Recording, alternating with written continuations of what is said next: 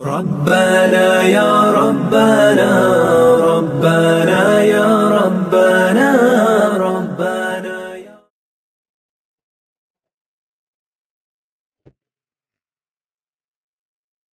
السلام عليكم ورحمة الله تعالى وبركاته. الحمد لله. தென்கிழக்கேசியாவின் ஜோதி குத்துபுல் Majeed Zayed Abdul Qadir Shahul Hameedun Nagori ரதியல்லாஹு அன்ஹு அவர்களுடைய உருஸ் விழாவை முன்னிட்டு நாகூர் மனிதநேய ஆத்மீக அறக்கட்டளையின் சார்பில் தர்கா காதிரியா மஸ்ஜிதில் ஏற்பாடு செய்யப்பட்டிருக்கும் துட சன்மார்க்க சொற்பொழிவு நிகழ்ச்சி ஆரம்பமாக இருக்கிறது. மூமின்கள் அனைவர்களும் மஜ்லிஸுக்கு வருகை தந்து மஜ்லிஸை சிறப்பித்து தரும்படி கேட்டுக்கொள்ளப்படுகிறார்கள். இன்றைய தினம் புனித மஜ்லிஸில் நமது ஊரில் முக்கியஸ்தர் ஹசன் காஜி அவர்கள் வான்மறை குர்ஆனை ஓதி மஜ்லிஸை சிறப்பித்து தருவார்கள்.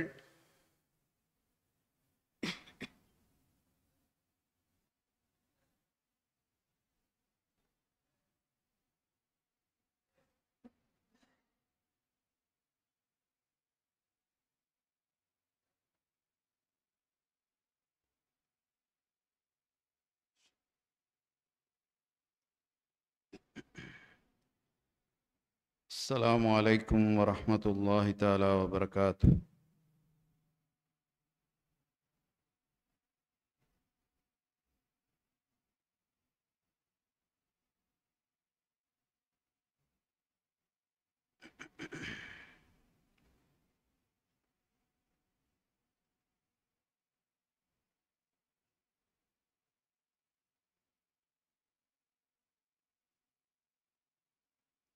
أعوذ بالله من الشيطان الرجيم.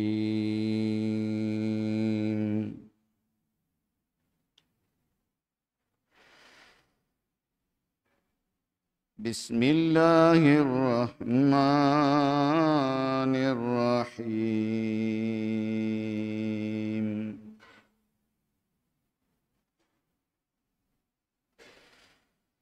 ولله ملك السماوات والأرض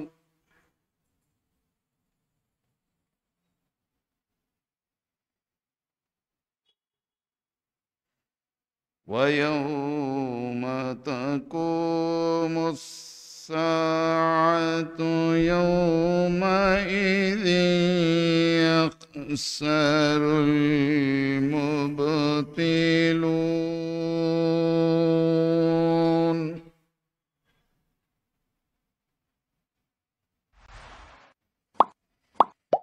وترى كل أمة جاثية كل أمة تدعى إلى كتابها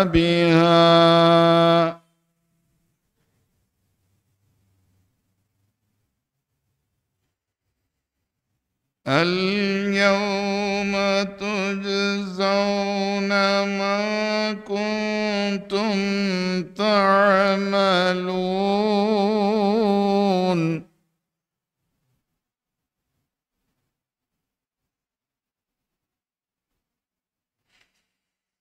هذا كتابنا ينطق عليكم بالحق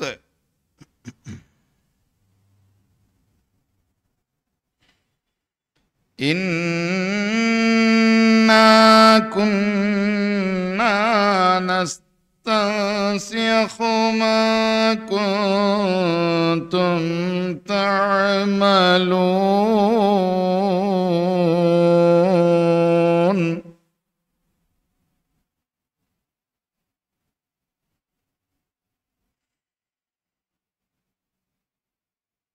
فأما الذين آمنوا وعملوا الصالحات فيدخلهم ربهم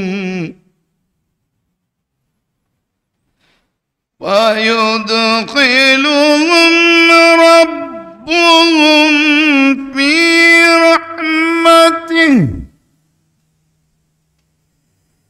ذلك هو الفوز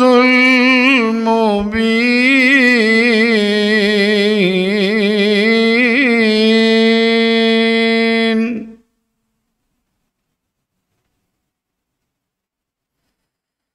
وأما الذين كفروا أفلم تكن آياتي تتلى عليكم فاستكبرتم وكنتم قوما مجرمين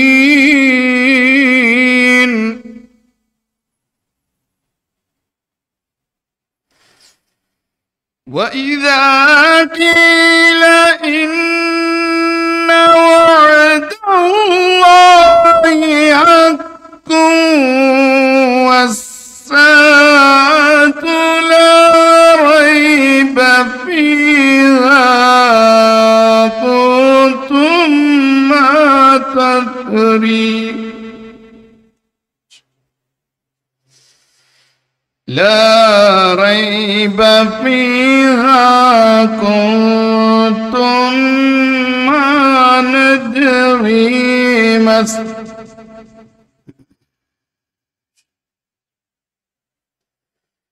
لا ريب فيها قلتم ما ندري ما الساعة إن نظن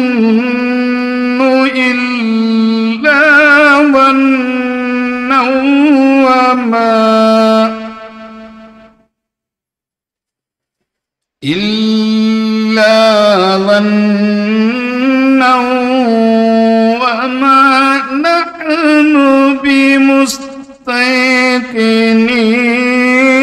بمستيقنين وبدا لهم سيئات ما عملوا وحاق بهم ما كانوا به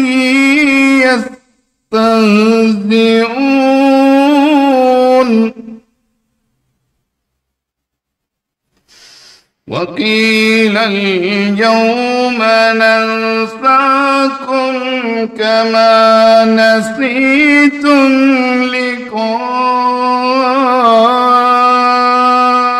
يومكم هذا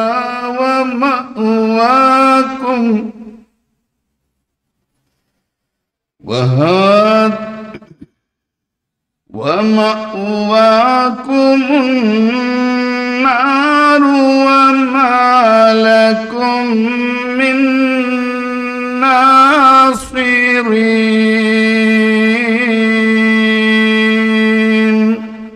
صدق الله العظيم.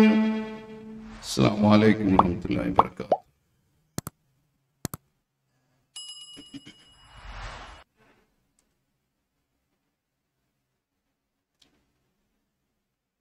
அல்ஹம்துலில்லாஹ்.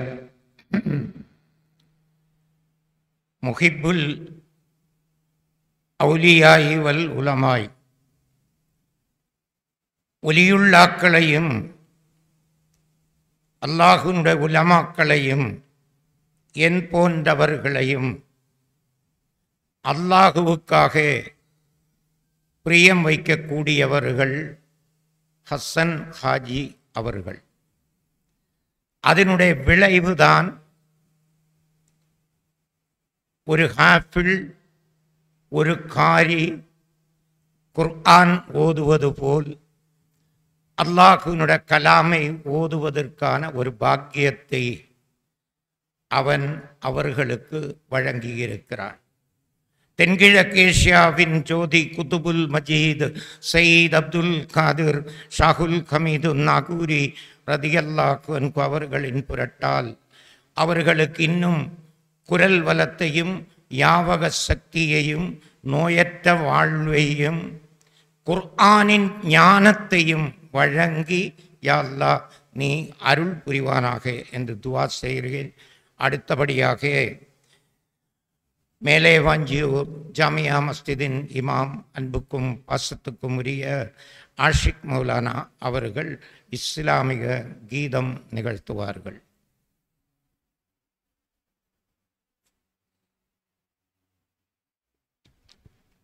அஸ்ஸலாமு அலைக்கும் வரஹ்மத்துல்லாஹி வபரகாத்துஹு. நீராடும் கண்களோடு நெஞ்சம் நிறை பாசத்தோடு மாறாத ஈமானோடு யா ரசூலல்லாஹ் நான் மனமுருகி பாடுகின்றேன் யா ரசூலல்லாஹ், மனமுருகி பாடுகின்றேன் யா ரசூலல்லாஹ். தேன் சுரக்கும் சொற்களோகம் தூயவர்கள் வாழும் இல்லம் தேடிடுவே நான் தங்களை யா ரசூலல்லாஹ், தேனிதலாய் அழைக்க வேண்டும் யா ரசூலல்லாஹ், தேனிதலாய் அழைக்க வேண்டும் யா ரசூலல்லாஹ்.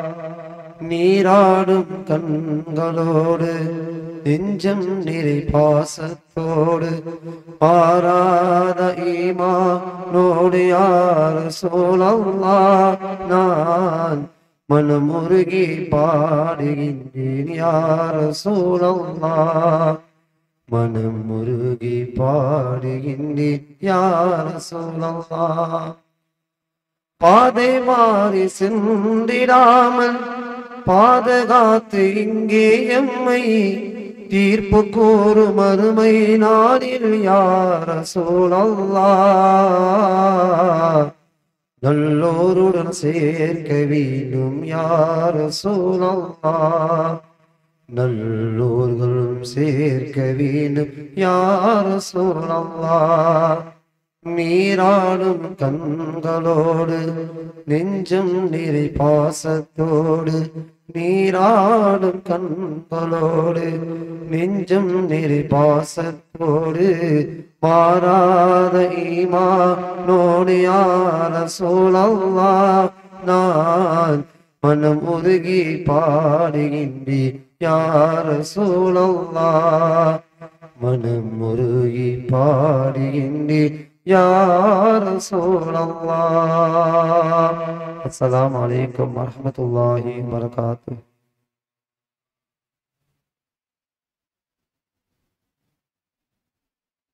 அல்ஹம்துலில்லாஹ். அழகான கீதம் நிகழ்த்திய ஆஷிக் மௌலானா அவர்களுக்கு தென்கிழக்கேஷியாவின் ஜோதி குத்துபுல் மஜீத் சயீத் அப்துல் காதிர் ஷாகுல் ஹமீது நாகூரி ரதியல்லாஹு அன்ஹு அவர்களின் புரட்டால் யா அல்லாஹ் நீடித்த ஆயுர ஆரோக்கியத்தையும் நோயற்ற வாழ்வையும் குரல் வளத்தையும் யாவக சக்தியையும் குர்ஆனின் ஞானத்தையும் ஈமான் சலாமத்தையும் வழங்கி அருள் புரிவானாக என்று துஆ செய்கிறேன். அடுத்தபடியாக சிறப்புரை அத்திக்கட வாஹிது ஃபாத்திமா அரபிக் கல்லூரியின் ஒரு முத்து. வாஹிதுகளுக்கும் சிராஜிகளுக்கும் ஒரு தனி சிறப்பு இருக்கு. அது என்னுடைய அனுபவ ரீதியான கருத்து. தமிழகத்தில் எல்லா பகுதிகளிலேயும் செல்லக்கூடியவனாக அல்லாஹ் என்னை வைத்திருக்கிறான். அல்ஹம்துலில்லாஹ். வாஹிதிகளும் சிராஜிகளும் சுன்னத்து வல் ஜமாஅத்தினுடைய அக்கீதாவில் இருக்கிறது மட்டுமல்ல, எந்த சூழலிலும் அந்த அக்கீதாவை விட்டு கொடுக்காமல் மக்கள் மன்றத்தில் பிரச்சாரம் எடுத்து சொல்லக்கூடியவர்களாக அவர்கள் இருக்கிறார்கள். அல்ஹம்துலில்லாஹ். அப்படிப்பட்ட அத்திக்கட வாஹிது ஃபாத்திமா அரபிக் கல்லூரிக்கு இன்னும் தமிழகத்துக்கு சுன்னத்து வல் ஜமாஅத்தினுடைய சேவைக்காக 100 கணக்கு வாஹிதிகளை வெளியாக்குவதற்கு பாதுஷா நாயகம் அவர்களின் புரட்டால் யா அல்லாஹ் நீ தௌஃபீக் செய்வானாக. வரலாற்று சிறப்புமிக்க ஏழுலப்பை ஜாமியா மஸ்ஜிதின் இமாம், அன்புக்கும் பாசத்துக்கும் உரிய மௌலானா மௌலவி அல் ஹாஃபில் அல் ஹாஜ் KR ஃபரீது முகம்மது ஒலி வாஹிதி ஹஜ்ரத் அவர்கள் பரிசுத்தமான வாழ்வை வாழ்ந்தவர்கள் என்ற அற்புதமான தலையங்கத்தில் சிறப்புரையாற்ற வருகை தந்திருக்கிறார்கள். நாகூர் மனிதநேய ஆத்மீக அறக்கட்டளையின் சார்பில் சிறப்புரை நிகழ்த்தி தருமாறு அல்லாஹ் ஹஜ்ரத் அவர்களிடம் கேட்டுக்கொள்ளப்படுகிறார்கள். ஹஜ்ரத் அவர்களுக்கு ஹசன் ஹாஜி அவர்கள் பொன்னாடை அணிவித்து கௌரவிப்பார்கள். அல்ஹம்துலில்லாஹ்.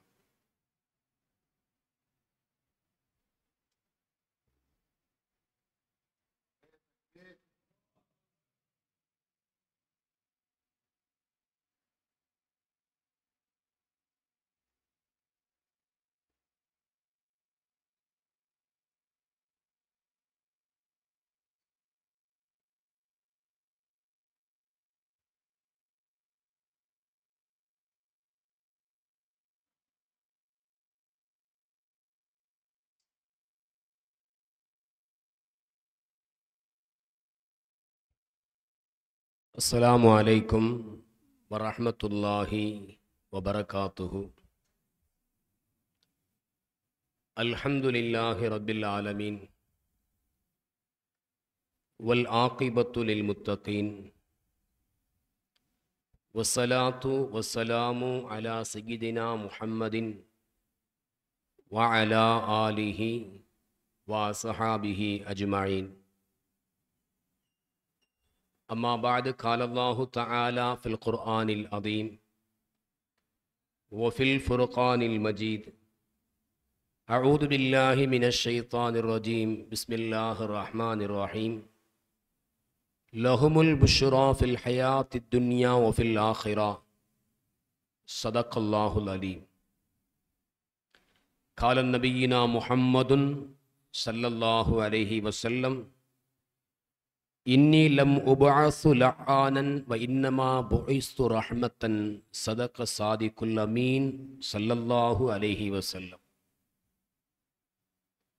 அல்லாஹுவின் அன்பும் அருளும் அருமைநாயகம் ரசூலுல்லாஹி ஸல்லல்லாஹு அலைஹி வஸல்லம் அவர்களின் மீதும் அவர்களின் பாக்கியமான குடும்பத்தார்கள் மீதும் சத்தியத்தை நிலைநாட்டுவதற்காக வேண்டி தன் வாழ்வை அர்ப்பணித்த சத்திய சஹாபாக்கள் மீதும் தாபியீன்கள், தபா தாபியீன்கள், நல்லோர்கள், நாதாக்கள், வலிமார்கள், குறிப்பாக நாகூர் அல் இஹ்சான் மனிதநேய ஆன்மீக அறக்கட்டளையின் சார்பில் சையீது சாதாத் சுல்தான் மீரான் ஷாஹ் வலியுல்லா அவர்களின் உருஸை முன்னிட்டு ஆண்டுதோறும் நடைபெறுகின்ற சன்மார்க்க சொற்பொழிவில் இந்நாளில் இந்த அவையை சிறப்பிக்க வேண்டும் என்ற எண்ணத்தில் வருகை தந்திருக்கின்ற நம் அனைவர்கள் மீதும் உலகில் வாழ்கின்ற முஸ்லிமான முஃமினான அனைத்து நபர்கள் மீதும் அல்லாஹுவின் அன்பும் அருளும் என்றென்றும் உண்டாவதாக. ஆமீன். கடந்துவிட்ட நிமிடங்கள் வரையிலும் நம்முடைய வாழ்நாளில் நம்மை அறிந்தோ அறியாமலோ செய்த குற்றங்களை குறைகளையும் பெரும் பாவங்களையும் அல்லாஹ் மன்னிப்பதோடு இனி வாழும் காலமெல்லாம் பாவத்தின் அளவில் மீளாது நம்மை பாதுகாத்து நம்முடைய உள்ளங்களில் உண்டான எண்ணங்களில் ஆகுமான நாட்டங்களை அல்லாஹ் அங்கீகரித்துக் கொள்வானாக.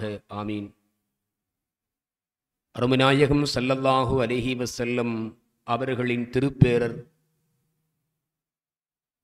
ஆன்மீக அரசாட்சி புரிகின்ற தென்கிழக்கு ஆசியாவின் ஜோதி குத்துபுல் மஜீத் ஃபர்துல் வஹீத் அஷேக் சையீது சாதாத் அப்துல் காதிர் மீரான் சுல்தான் காதிர் வலி கஞ்சி சவாயி கஞ்சி பக்ஷ் கத்தசல்லாஹு சுர்ரஹுல் அசீஸ் அவர்களினுடைய நிறைவான நல்ல துஆக்களை பெறுகின்ற பாக்கியத்தை ரப்புல் ஆலமீன் அல்லாஹ் நமக்கும் நம் பெற்றோர்களுக்கும் நம் உஸ்தாத்மார்களுக்கும் நம் சததிகளுக்கும் அல்லாஹ் நிறைவாக வழங்கி அருள்பாலிப்பானாக. ஆமீன். இந்த சன்மார்க்க சொற்பொழிவினுடைய நிகழ்ச்சியை நடத்த வேண்டும் என்கின்ற எண்ணத்தை விதைத்த ஆரிம் பெருமகனார் மர்ஹூம் இப்ராஹிம் ரஹ்மானி ஹதரத் அவர்களினுடைய மன்னரையை ரப்புல் ஆலமீன் அல்லாஹ் ஜன்னத்துல் ஃபிர்தௌஸாக ஆக்கி தருவானாக. அவர்களின் பிள்ளைகள் பிச்சனங்கள் சந்ததிகளை அல்லாஹ் வாழ்வாங்கு வலிமார்களினுடைய சுஹபத்தோடும் நல்ல துஆவோடும் அல்லாஹ் வாழ வைப்பானாக. இந்த நிகழ்வை கியாமத்து வரையிலும் ரப்புல் ஆலமீன் அல்லாஹ் இந்த சமூகத்திற்கு பயன் தரக்கூடிய நிகழ்வாக ஆக்குவதோடு நிறைவான வலிமார்களினுடைய வாழ்க்கையின் வரலாறுகளை மனித மனங்களில் பதிய வைக்கக்கூடிய நிகழ்ச்சியாக அல்லாஹ் இதை அங்கீகரித்துக் கொள்வானாக. தொடர்ந்து நடைபெறச் செய்வானாக. ஆமீன். வாழும் காலமெல்லாம் நோய் நொடிகள் இல்லாது ஆரோக்கியத்துடன் நீண்ட ஆயுள் நிறைவான அமல் செய்து இறைவனுடைய ரிலாவை பெற்றவர்களாய் இம்மையிலும் மறுமையிலும் இருப்பதற்குரிய நசீபை அல்லாஹ் நமக்கு தந்துருள் புரிவானாக. ஆமீன். உலகளாவிய அளவிலும் இந்த இந்திய தேசத்திலும் வாழக்கூடிய இஸ்லாமியர்கள் முஸ்லிம்கள் கண்ணியத்தோடும் கவலை இல்லாமல் வாழ்வதற்குரிய வழியை அல்லாஹ் இந்த பரக்கத்தான நிகழ்ச்சியின் பொருட்டால் விசாலமாக்கி தந்தருள் புரிவானாக. ஆமீன். சங்கைக்குரிய அல்லாஹ்வின் நல்லடியார்களே, எனக்கு இன்றைய தினம் தரப்பட்டு இருக்கக்கூடிய தலையங்கம் பரிசுத்தமான வாழ்வை வாழ்ந்தவர்கள். இந்த உலகத்தில் பரிசுத்தமான படித்தரம் என்பதை மனித வாழ்க்கையில் நாம் எடுத்துக்கொண்டால் அதில் முதன்மையாக இடம்பெறக்கூடியவர்கள் ரசூல்மார்கள், நபிமார்கள், அதிலும் குறிப்பாக உலுல் அஸ்மி என்று சொல்லக்கூடிய மிக முக்கியமான உயர்ந்த அந்தஸ்தை பெற்ற ரசூல்மார்கள். இவர்களினுடைய வாழ்க்கையினுடைய படித்தரம் என்பது முதலிடம் இருக்கிறது. எம்பிரான் முஹம்மதுன் ஸல்லல்லாஹு அலைஹி வஸல்லம் அவர்களை குறித்து ரப்புல் ஆலமீன் சொல்லுவான், வ இன்னக லஅலா ஹுலுகின் அதீம். நபியே, நீங்கள் மகத்தான நற்குணத்தின் மீது இருக்கிறீர்கள். சாதாரணமான குணமல்ல அது. சர்தாரை ஆலம் ஸல்லல்லாஹு அலைஹி வஸல்லம் அவர்கள் ஒரு மனித புனிதராக இந்த உலகத்தில்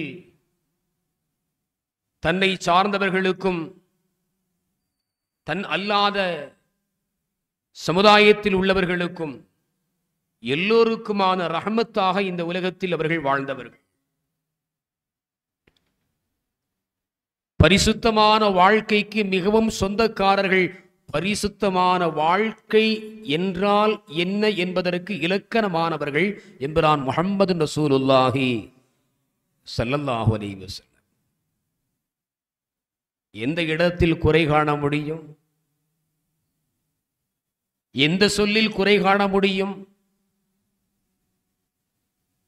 எந்த நீதத்தில் குறை காண முடியும்? அதனால்தான் குர்ஆனில் அல்லாஹ் சொல்லுவான், மகத்தான நற்குணம் எங்கு பரிசுத்தம் இருக்கிறதோ அங்குதான் சிறந்த குணங்கள் இருக்கும். பெருமானார் ஸல்லல்லாஹு அலைஹி வஸல்லம் அவர்களிடத்தில் அத்துணை நற்குணங்களும் குடிகொண்டிருந்தது. பெருமானார் ஸல்லல்லாஹு அலைஹி வஸல்லம் அவர்கள் உம்மத்தில் உள்ள ஒவ்வொருவரையும் நேசித்தார்கள். இந்த விசாலமான தன்மை ஒரு ஹபீபுல்லாஹவை தவிர வேறு யாருக்கும் வராது.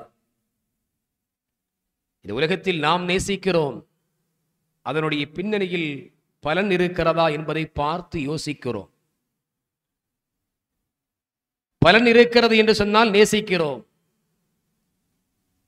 பலன் இல்லை, எந்த வகையிலும் பிரயோஜனம் தராத ஒரு நிலை என்றால் அந்த நேசத்தை நாம் குறைத்துக் கொள்கிறோம், மாற்றி அமைத்துக் கொள்கிறோம். முஹம்மது ஸல்லல்லாஹு அலைஹி வஸல்லம் அவர்கள் மனித சமூகத்தில் உள்ள ஒவ்வொருவரையும் நேசித்தார்கள். ஈதனுடைய ஜனாசா கொண்டு செல்கின்ற வேளை கண்மணி நாயகம் ஸல்லல்லாஹு அலைஹி வஸல்லம் அவர்கள் இருந்த இடத்தில் இருந்து எழுந்து மரியாதை கொடுத்தார்கள். கவலையும் இருந்தது கண்மணி நாயகத்திற்குள்ளால். தான் ரசூலாக நபியாக அனுப்பப்பட்டு அதை ஏற்றுக்கொள்ளாத நிலையில் ஒருவர் மரணத்தை தழுவிவிட்டாரே என்கின்ற கவலை அகத்தில் அண்ணலம் பெருமானார் ஸல்லல்லாஹு அலைஹி வஸல்லம் அவர்களுடைய உள்ளத்தில் குடிகொண்டிருந்தது. தகுந்த மரியாதைகளை தரக்கூடிய உயர்ந்த பண்புக்கு உரியவர்களாக முஹம்மது ஸல்லல்லாஹு அலைஹி வஸல்லம் அவர்கள் திகழ்ந்தார்கள். அவர்கள் எப்படி பரிசுத்தமான வாழ்க்கையை வாழ்ந்தார்களோ அதுபோலதான் தன் தோழர்களை எல்லாம் உருவாக்கினார்கள். ஒரு நல்ல மனிதனுடைய பண்பு அடையாளங்களில் மிக ஆக முக்கியமான ஒன்று, தன்னிடத்தில் இருக்கக்கூடிய நல்ல விஷயங்களை, நல்ல குணங்களை எல்லாம் தன்னை சார்ந்தவர்களினுடைய விஷயத்திலும் இருக்க வேண்டும் என்று விரும்புவது. ஸல்லல்லாஹு அலைஹி வஸல்லம் அவர்கள் அப்படி விரும்பினார்கள்.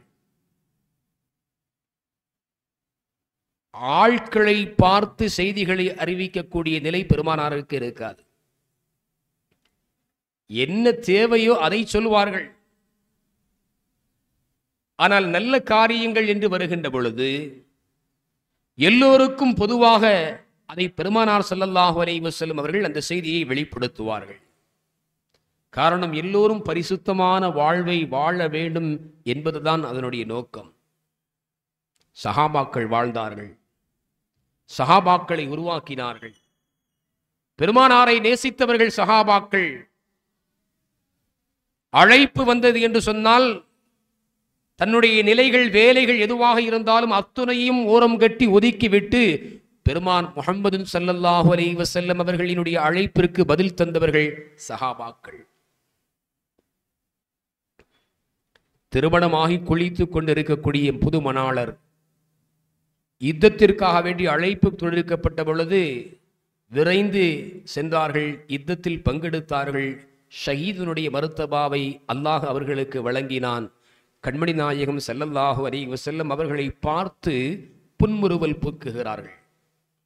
காரணம் கேட்கப்பட்ட பொழுது சொர்க்கத்து கன்னிகள் இவர்கள் எனக்கு உரியவர் என்று போட்டி போட்டுக் கொள்கிறார்கள், அந்த காட்சியை நான் பார்க்கிறேன் என்கிறார்கள் கண்மணி நாயகம் ரசூலுல்லாஹி ஸல்லல்லாஹு அலைஹி வஸல்லம். இந்த மார்க்கத்திற்காக வேண்டி, அல்லாஹ்விற்காக வேண்டி, அல்லாஹ்வுடைய ரசூலுடைய வார்த்தைக்காக வேண்டி தன் வாழ்க்கை முடிந்துவிடும் என்று தெரியும்.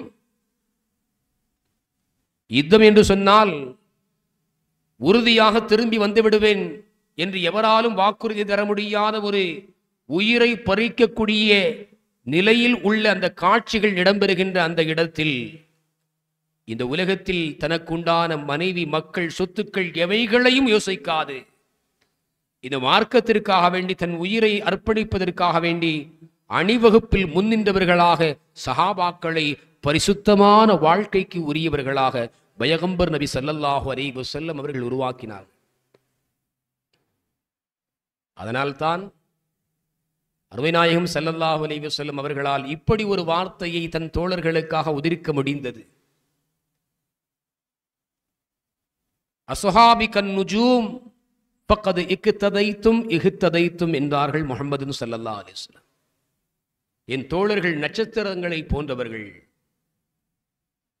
யாரை பின்பற்றினாலும் இவர்கள்தான் பின்பற்றுவதற்கு தகுதியானவர்கள் என்று பெருமானார் அடையாளப்படுத்தவில்லை. தோழர்களில் யாரை பின்பற்றினாலும் நீங்கள் நேர்வழி பெறுவீர்கள் என்றார்கள் முஹம்மது ஸல்லல்லாஹு அலைஹி வஸல்லம். அந்த தோழர்களுக்கு மத்தியிலும் நல்ல மனிதனுடைய தன்மைகளை பெருமானார் ஸல்லல்லாஹு அலைஹி வஸல்லம் அவர்கள் விளக்கி கொடுத்தார்கள். பெருமானாரோடு இருந்து அருகில் இருந்து அன்பை பரிமாறிக்கொண்ட சஹாபாக்களும் உண்டு. பெருமானாரை பார்க்காது எம்பிரானை உள்ளத்தால் உளப்பூர்வமாக நேசித்த வலிகளும் உண்டு. அன்றைய சூழலில் உவைசுல் கர்னி ரதியல்லாஹு அன்ஹு பெருமானாரின் மீது பேரன்பு கொண்ட ஒரு பெருமகனார். தாயினுடைய பணிவிடைக்காக வேண்டி தாஹா ரசூலை சந்திப்பதற்கான காலத்தை எதிர்நோக்கி கொண்டே இருந்தார்கள். தாய்க்கு பணிவிட செய்யணும், மனைவிக்கும் பணிவிட செய்யணும், மார்க்கம் சொல்லுது இல்லையா? உஸ்மான் ரதியல்லாஹு அவர்கள் பெருமானாருடைய மகளாரை மணமுடித்து இருக்கக்கூடிய நேரத்தில் பத்ருடைய யுத்தம், மனைவிக்கு கடுமையான உடல்நிலை சரியில்லாத காரணத்தினால் அவர்கள் இருந்து பணிவிடை செய்ய வேண்டும் என்கின்ற ஒரு சூழல் வருகின்ற பொழுது முஹம்மது ஸல்லல்லாஹு அலைஹி வஸல்லம் அவர்கள் அனுமதி அளித்தார்கள். மதீனாவிலே நீங்கள் இருந்து உங்களுடைய மனைவியை பாதுகாத்துக் கொள்ளுங்கள், அவர்களுக்கான சேவையை நீங்கள் செய்யுங்கள் என்றார்கள். பத்ரீன்களில் கட்டுப்பட்டவர்களாகத்தான் செய்தனா உஸ்மானுல் கனி ரதியல்லாஹு அன்ஹு அவர்கள் அறிவிக்கப்படுவார்கள் வரலாற்றிலே. அப்ப மனைவிக்கு என்ன செய்யணும்? மார்க்கம் தாயை மட்டும் சேவை செய்ய வேண்டும், அவர்களுக்கான பணிவிடைகளை கடமைகளை செய்ய வேண்டும் என்று எப்படி சொல்லியிருக்கிறதோ அதுபோல ஒரு கணவன் என்ற ஸ்தானத்தில் உள்ளவர்களுக்கு அவருடைய வாழ்க்கையை நம்பி வந்த தன்னுடைய மனைவிக்கான கடமைகளையும் களங்கமில்லாது செயல்படுத்த வேண்டும் என்பதைத்தான் கண்மணி நாயகம் ஸல்லல்லாஹு அலைஹி வஸல்லம் அவருடைய வார்த்தையும் வழிகாட்டுதலும் அமைந்திருந்தது என்பதை நம்மால் பார்க்க முடிகிறது. இங்கு உவைசுல் கர்னி ரதியல்லாஹு அன்ஹு பெருமானாரை நேசிக்கக்கூடிய ஒரு மனிதர். ஒரு நேரத்தில் தாயினுடைய அனுமதி பெற்று மதீனா நகருக்கு வருகிறார்கள். பெருமானார் ஸல்லல்லாஹு அலைஹி வஸல்லம் அவர்கள் அந்த இடத்தில் அவர்கள் இல்லை, வெளியூர் பயணமாக சென்றிருந்தார்கள். பெருமானாரை பார்க்க முடியவில்லை. அவர்கள் வரும் வரையிலும் இந்த மதீனா நகரில் மண்ணில் தங்குவதற்கான வாய்ப்பு இல்லை. காரணம், தன்னுடைய தாயினுடைய பணிவிடை செய்வதற்கான நாட்களில் நீடிப்பதற்கான வாய்ப்பு அவர்களுக்கு இல்லாமல் இருந்தது. தாயை கவனிக்க வேண்டும் என்பதற்காக வேண்டி திரும்பி விட்டார்கள். ஸல்லல்லாஹு அலைஹி வஸல்லம் அவர்களுக்கு இந்த செய்தி கிடைக்கிறது. உவைசுல் கர்னி அவர்கள் வந்தார்கள் ரதியல்லாஹு அன்ஹு. நபிகள் நாயகம் ஸல்லல்லாஹு அலைஹி வஸல்லம் அவர்கள் சொன்னார்கள், உவைசுல் கர்னி என்னை நேசிக்கிறார், அவர் என்னை சார்ந்தவர். பெருமானாருடைய இந்த வார்த்தையை கேட்ட பொழுது சஹாபாக்களுக்கெல்லாம் ஒரு எண்ணம், அவரை பார்க்க வேண்டும், அவர்களோடு பேச வேண்டும் என்ற எண்ணம் வருகிறது. ஸல்லல்லாஹு அலைஹி வஸல்லம் அவர்கள் சொல்கிறார்கள், அபூபக்கர் ரலியல்லாஹு அன்ஹு அவர்களை பார்த்து, நீங்கள் அவர்களை பார்க்க முடியாது. அல்லாஹ் ரப்புல் ஆலமீன் நபிமார்கள், ரசூல்மார்கள், வலிமார்கள் இவர்களுக்கெல்லாம் அடுத்தடுத்த காலங்களில் என்ன நடக்கும் என்பதையெல்லாம் அல்லாஹ் நாடியவர்களுக்கு நாடியதையெல்லாம் அறிவித்துக் கொடுப்பார். இது யதார்த்தமான உண்மை. அது அல்லாஹ் எதையெல்லாம் நாடுகிறானோ அதையெல்லாம் அறிவித்து கொடுத்து கொண்டே இருப்பான். வலிமார்கள் இல்ஹாம் என்கின்ற உள்ள உணர்வின் மூலமாக அவர்கள் அறிந்து கொள்வார்கள்.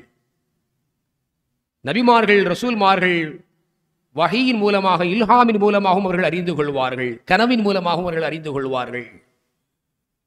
ஸல்லல்லாஹு அலைஹி வஸல்லம் சொல்றாங்க, அபூபக்கர் ரலியல்லாஹு அன்ஹுவை பார்த்து நீங்க பார்க்க முடியாது. உமர் ரலியல்லாஹு அன்ஹு அவர்களையும் அலி ரலியல்லாஹு அன்ஹு அவர்களையும் பார்த்து சொன்னார்கள், நீங்கள் அவரை பார்ப்பீர்கள், நீங்கள் அவரை சந்திக்கின்ற பொழுது என்னுடைய இந்த மேலாடையை ஒய்சுல் கர்ணி அவர்களுக்கு நீங்கள் கொடுங்கள், என்னுடைய சலாமை அவருக்கு நீங்கள் எடுத்துச் சொல்லுங்கள். நபிகள் நாயகம் ஸல்லல்லாஹு அலைஹி வஸல்லம் சொல்கிறார்கள், உலக முஃமின்கள் எல்லாம் ஒரு கனப்பொழுதேனும் கண்மணி நாதாவினுடைய முகத்தை பார்த்துவிட மாட்டோமா என்ற ஏக்கத்தில் எத்தனையோ நாட்கள் துஆவிலே கையேந்தி கேட்கக்கூடிய பெரும்பாக்கியம் நிறைந்த எம்பிரான் முஹம்மது ஸல்லல்லாஹு அலைஹி வஸல்லம் அவர்கள் தன் சலாமை அந்த தோழருக்கு நீங்கள் சொல்லுங்கள், எத்தி வையுங்கள் என்று சொன்னார்கள். அது மட்டுமல்ல, அந்த ஓய்சுல் கர்ணியை நீங்கள் பார்க்கின்ற பொழுது இந்த உம்மத்திற்காக வேண்டி நீங்கள் அல்லாஹ்விடத்திலே அவரை பாவ மன்னிப்பு தேடச் சொல்லுங்கள் சொல்லிவிட்டு நபிகள் நாயகம் ஸல்லல்லாஹு அலைஹி வஸல்லம் சொல்கிறார்கள், ரபியா முதல் கூட்டத்தாரினுடைய ஆடுகளினுடைய ரோமத்தின் அளவிற்கு அல்லாஹ் அவருடைய துஆவை கொண்டு என் உம்மத்துமார்களுடைய குற்றங்களை அல்லாஹ் மன்னிப்பான். காலங்கள் கடந்து போகிறது. அபூபக்கர் ரலியல்லாஹு அன்ஹுடைய ஆட்சி காலம், அவர்களுடைய மறைவுக்கு பின்னால் சையதுனா உமரே ஃபாரூக் ரலியல்லாஹு அன்ஹுடைய ஆட்சி காலம். ஹஜ்ஜிக்கு மக்கள் எல்லாம் வந்திருக்கிறார்கள். இவர்களுக்குள்ளால் பெருமானார் பேசிய அந்த வார்த்தைகளும் அந்த பெருமகனாரை சந்திக்க வேண்டும் என்கின்ற எண்ணமும் அசை போட்டு கொண்டு ஆசையாய் வளர்ந்து கொண்டே இருக்கிறது. விசாரிக்கிறார்கள், கர்ண் தேசத்தில் இருந்து இந்த பகுதியில் இருந்து யாராவது ஹஜ்ஜிக்கு வந்திருக்கிறீர்களா? ஒரே ஒருவர் சொல்கிறார், நான் கர்ண் பகுதியை சார்ந்தவன். அவரிடத்தில் விசாரிக்கிறார்கள், ஹலீஃபா உமர் ரலியல்லாஹு அன்ஹு அவர்கள் ஓய்ஸ் என்று சொல்லக்கூடிய ஒருவர் அங்கு இருக்கிறாரா? வந்தவர் சொன்னாரு, ஒருவர் உண்டு, சாதாரண ஒரு மனிதர் ஒட்டகங்களை வாடகைக்காக வேண்டி மேய்த்து கொடுக்கக்கூடிய சாமானிய ஒரு மனிதர். அவர் ஹலீஃபாவை நீங்கள் விசாரிப்பதற்கான அளவிற்குரிய மிகப்பெரிய தகுதியுடைய மனிதர் அல்ல அவர். ஏன்னா மனிதனுடைய பார்வை ஆடையும் பதவியும் அவன் என்ன தோற்றத்தில் இருக்கிறான் அதைத்தானே பார்க்கும். அல்லாஹும் அல்லாஹுடைய ரசூலும் தான் அகமியத்தை பார்ப்பார்கள், வலிமார்கள் பார்ப்பார்கள். அவர்கள் சொல்கிறார்கள், சாமானிய ஒரு மனிதர் இருக்கிறார். அப்படியா? ஸல்லல்லாஹு அலைஹி வஸல்லம் அவர்கள் அலி ரலியல்லாஹு அன்ஹு அவர்களுக்கும் உமர் ரலியல்லாஹு அன்ஹு அவர்களுக்கும் தன்னுடைய சலாமை சொல்லும்படி சொல்லுகின்ற பொழுது ஓய்சுல் கர்ணி அவர்களுடைய அங்க அடையாளத்தையும் சொல்லிக் கொடுத்தார்கள். தன்னை நேசிப்பவர்களையெல்லாம் அல்லாஹ் அந்த ரசூலுக்கு காட்டிக் கொண்டிருக்கிறான். உமர் ரலியல்லாஹு அன்ஹு அவர்கள் கர்ண் தேசத்திற்கு பயணப்படுகிறார்கள். கூட அலி ரலியல்லாஹு அன்ஹு அவர்களும் பயணிக்கிறாங்க. பயணத்தில் இறுதியில் விசாரித்து அவர்களை அடையாளம் கண்டுகொள்கிறார்கள். ஒரு காட்டுப்பகுதி ஒட்டகையை மேய்ந்து கொண்டிருக்கிறது. அதனுடைய ஓரத்தில் அமர்ந்து கொண்டு அமைதியாக இருந்து கொண்டிருக்கிறார்கள். ஒருவர் உமர் ரலியல்லாஹு அன்ஹு வர்றாங்க, பக்கத்தில் வந்து விசாரிக்கிறாங்க, ஒய்ஸ் அப்படிங்கிறவங்க நீங்க தானே? நான் தான். பெருமானார் ஸல்லல்லாஹு அலைஹி வஸல்லம் சொன்ன அடையாளங்களை அறிந்து கொண்டார்கள். சொன்னார்கள், நான் உமர், கலீஃபா உமர்.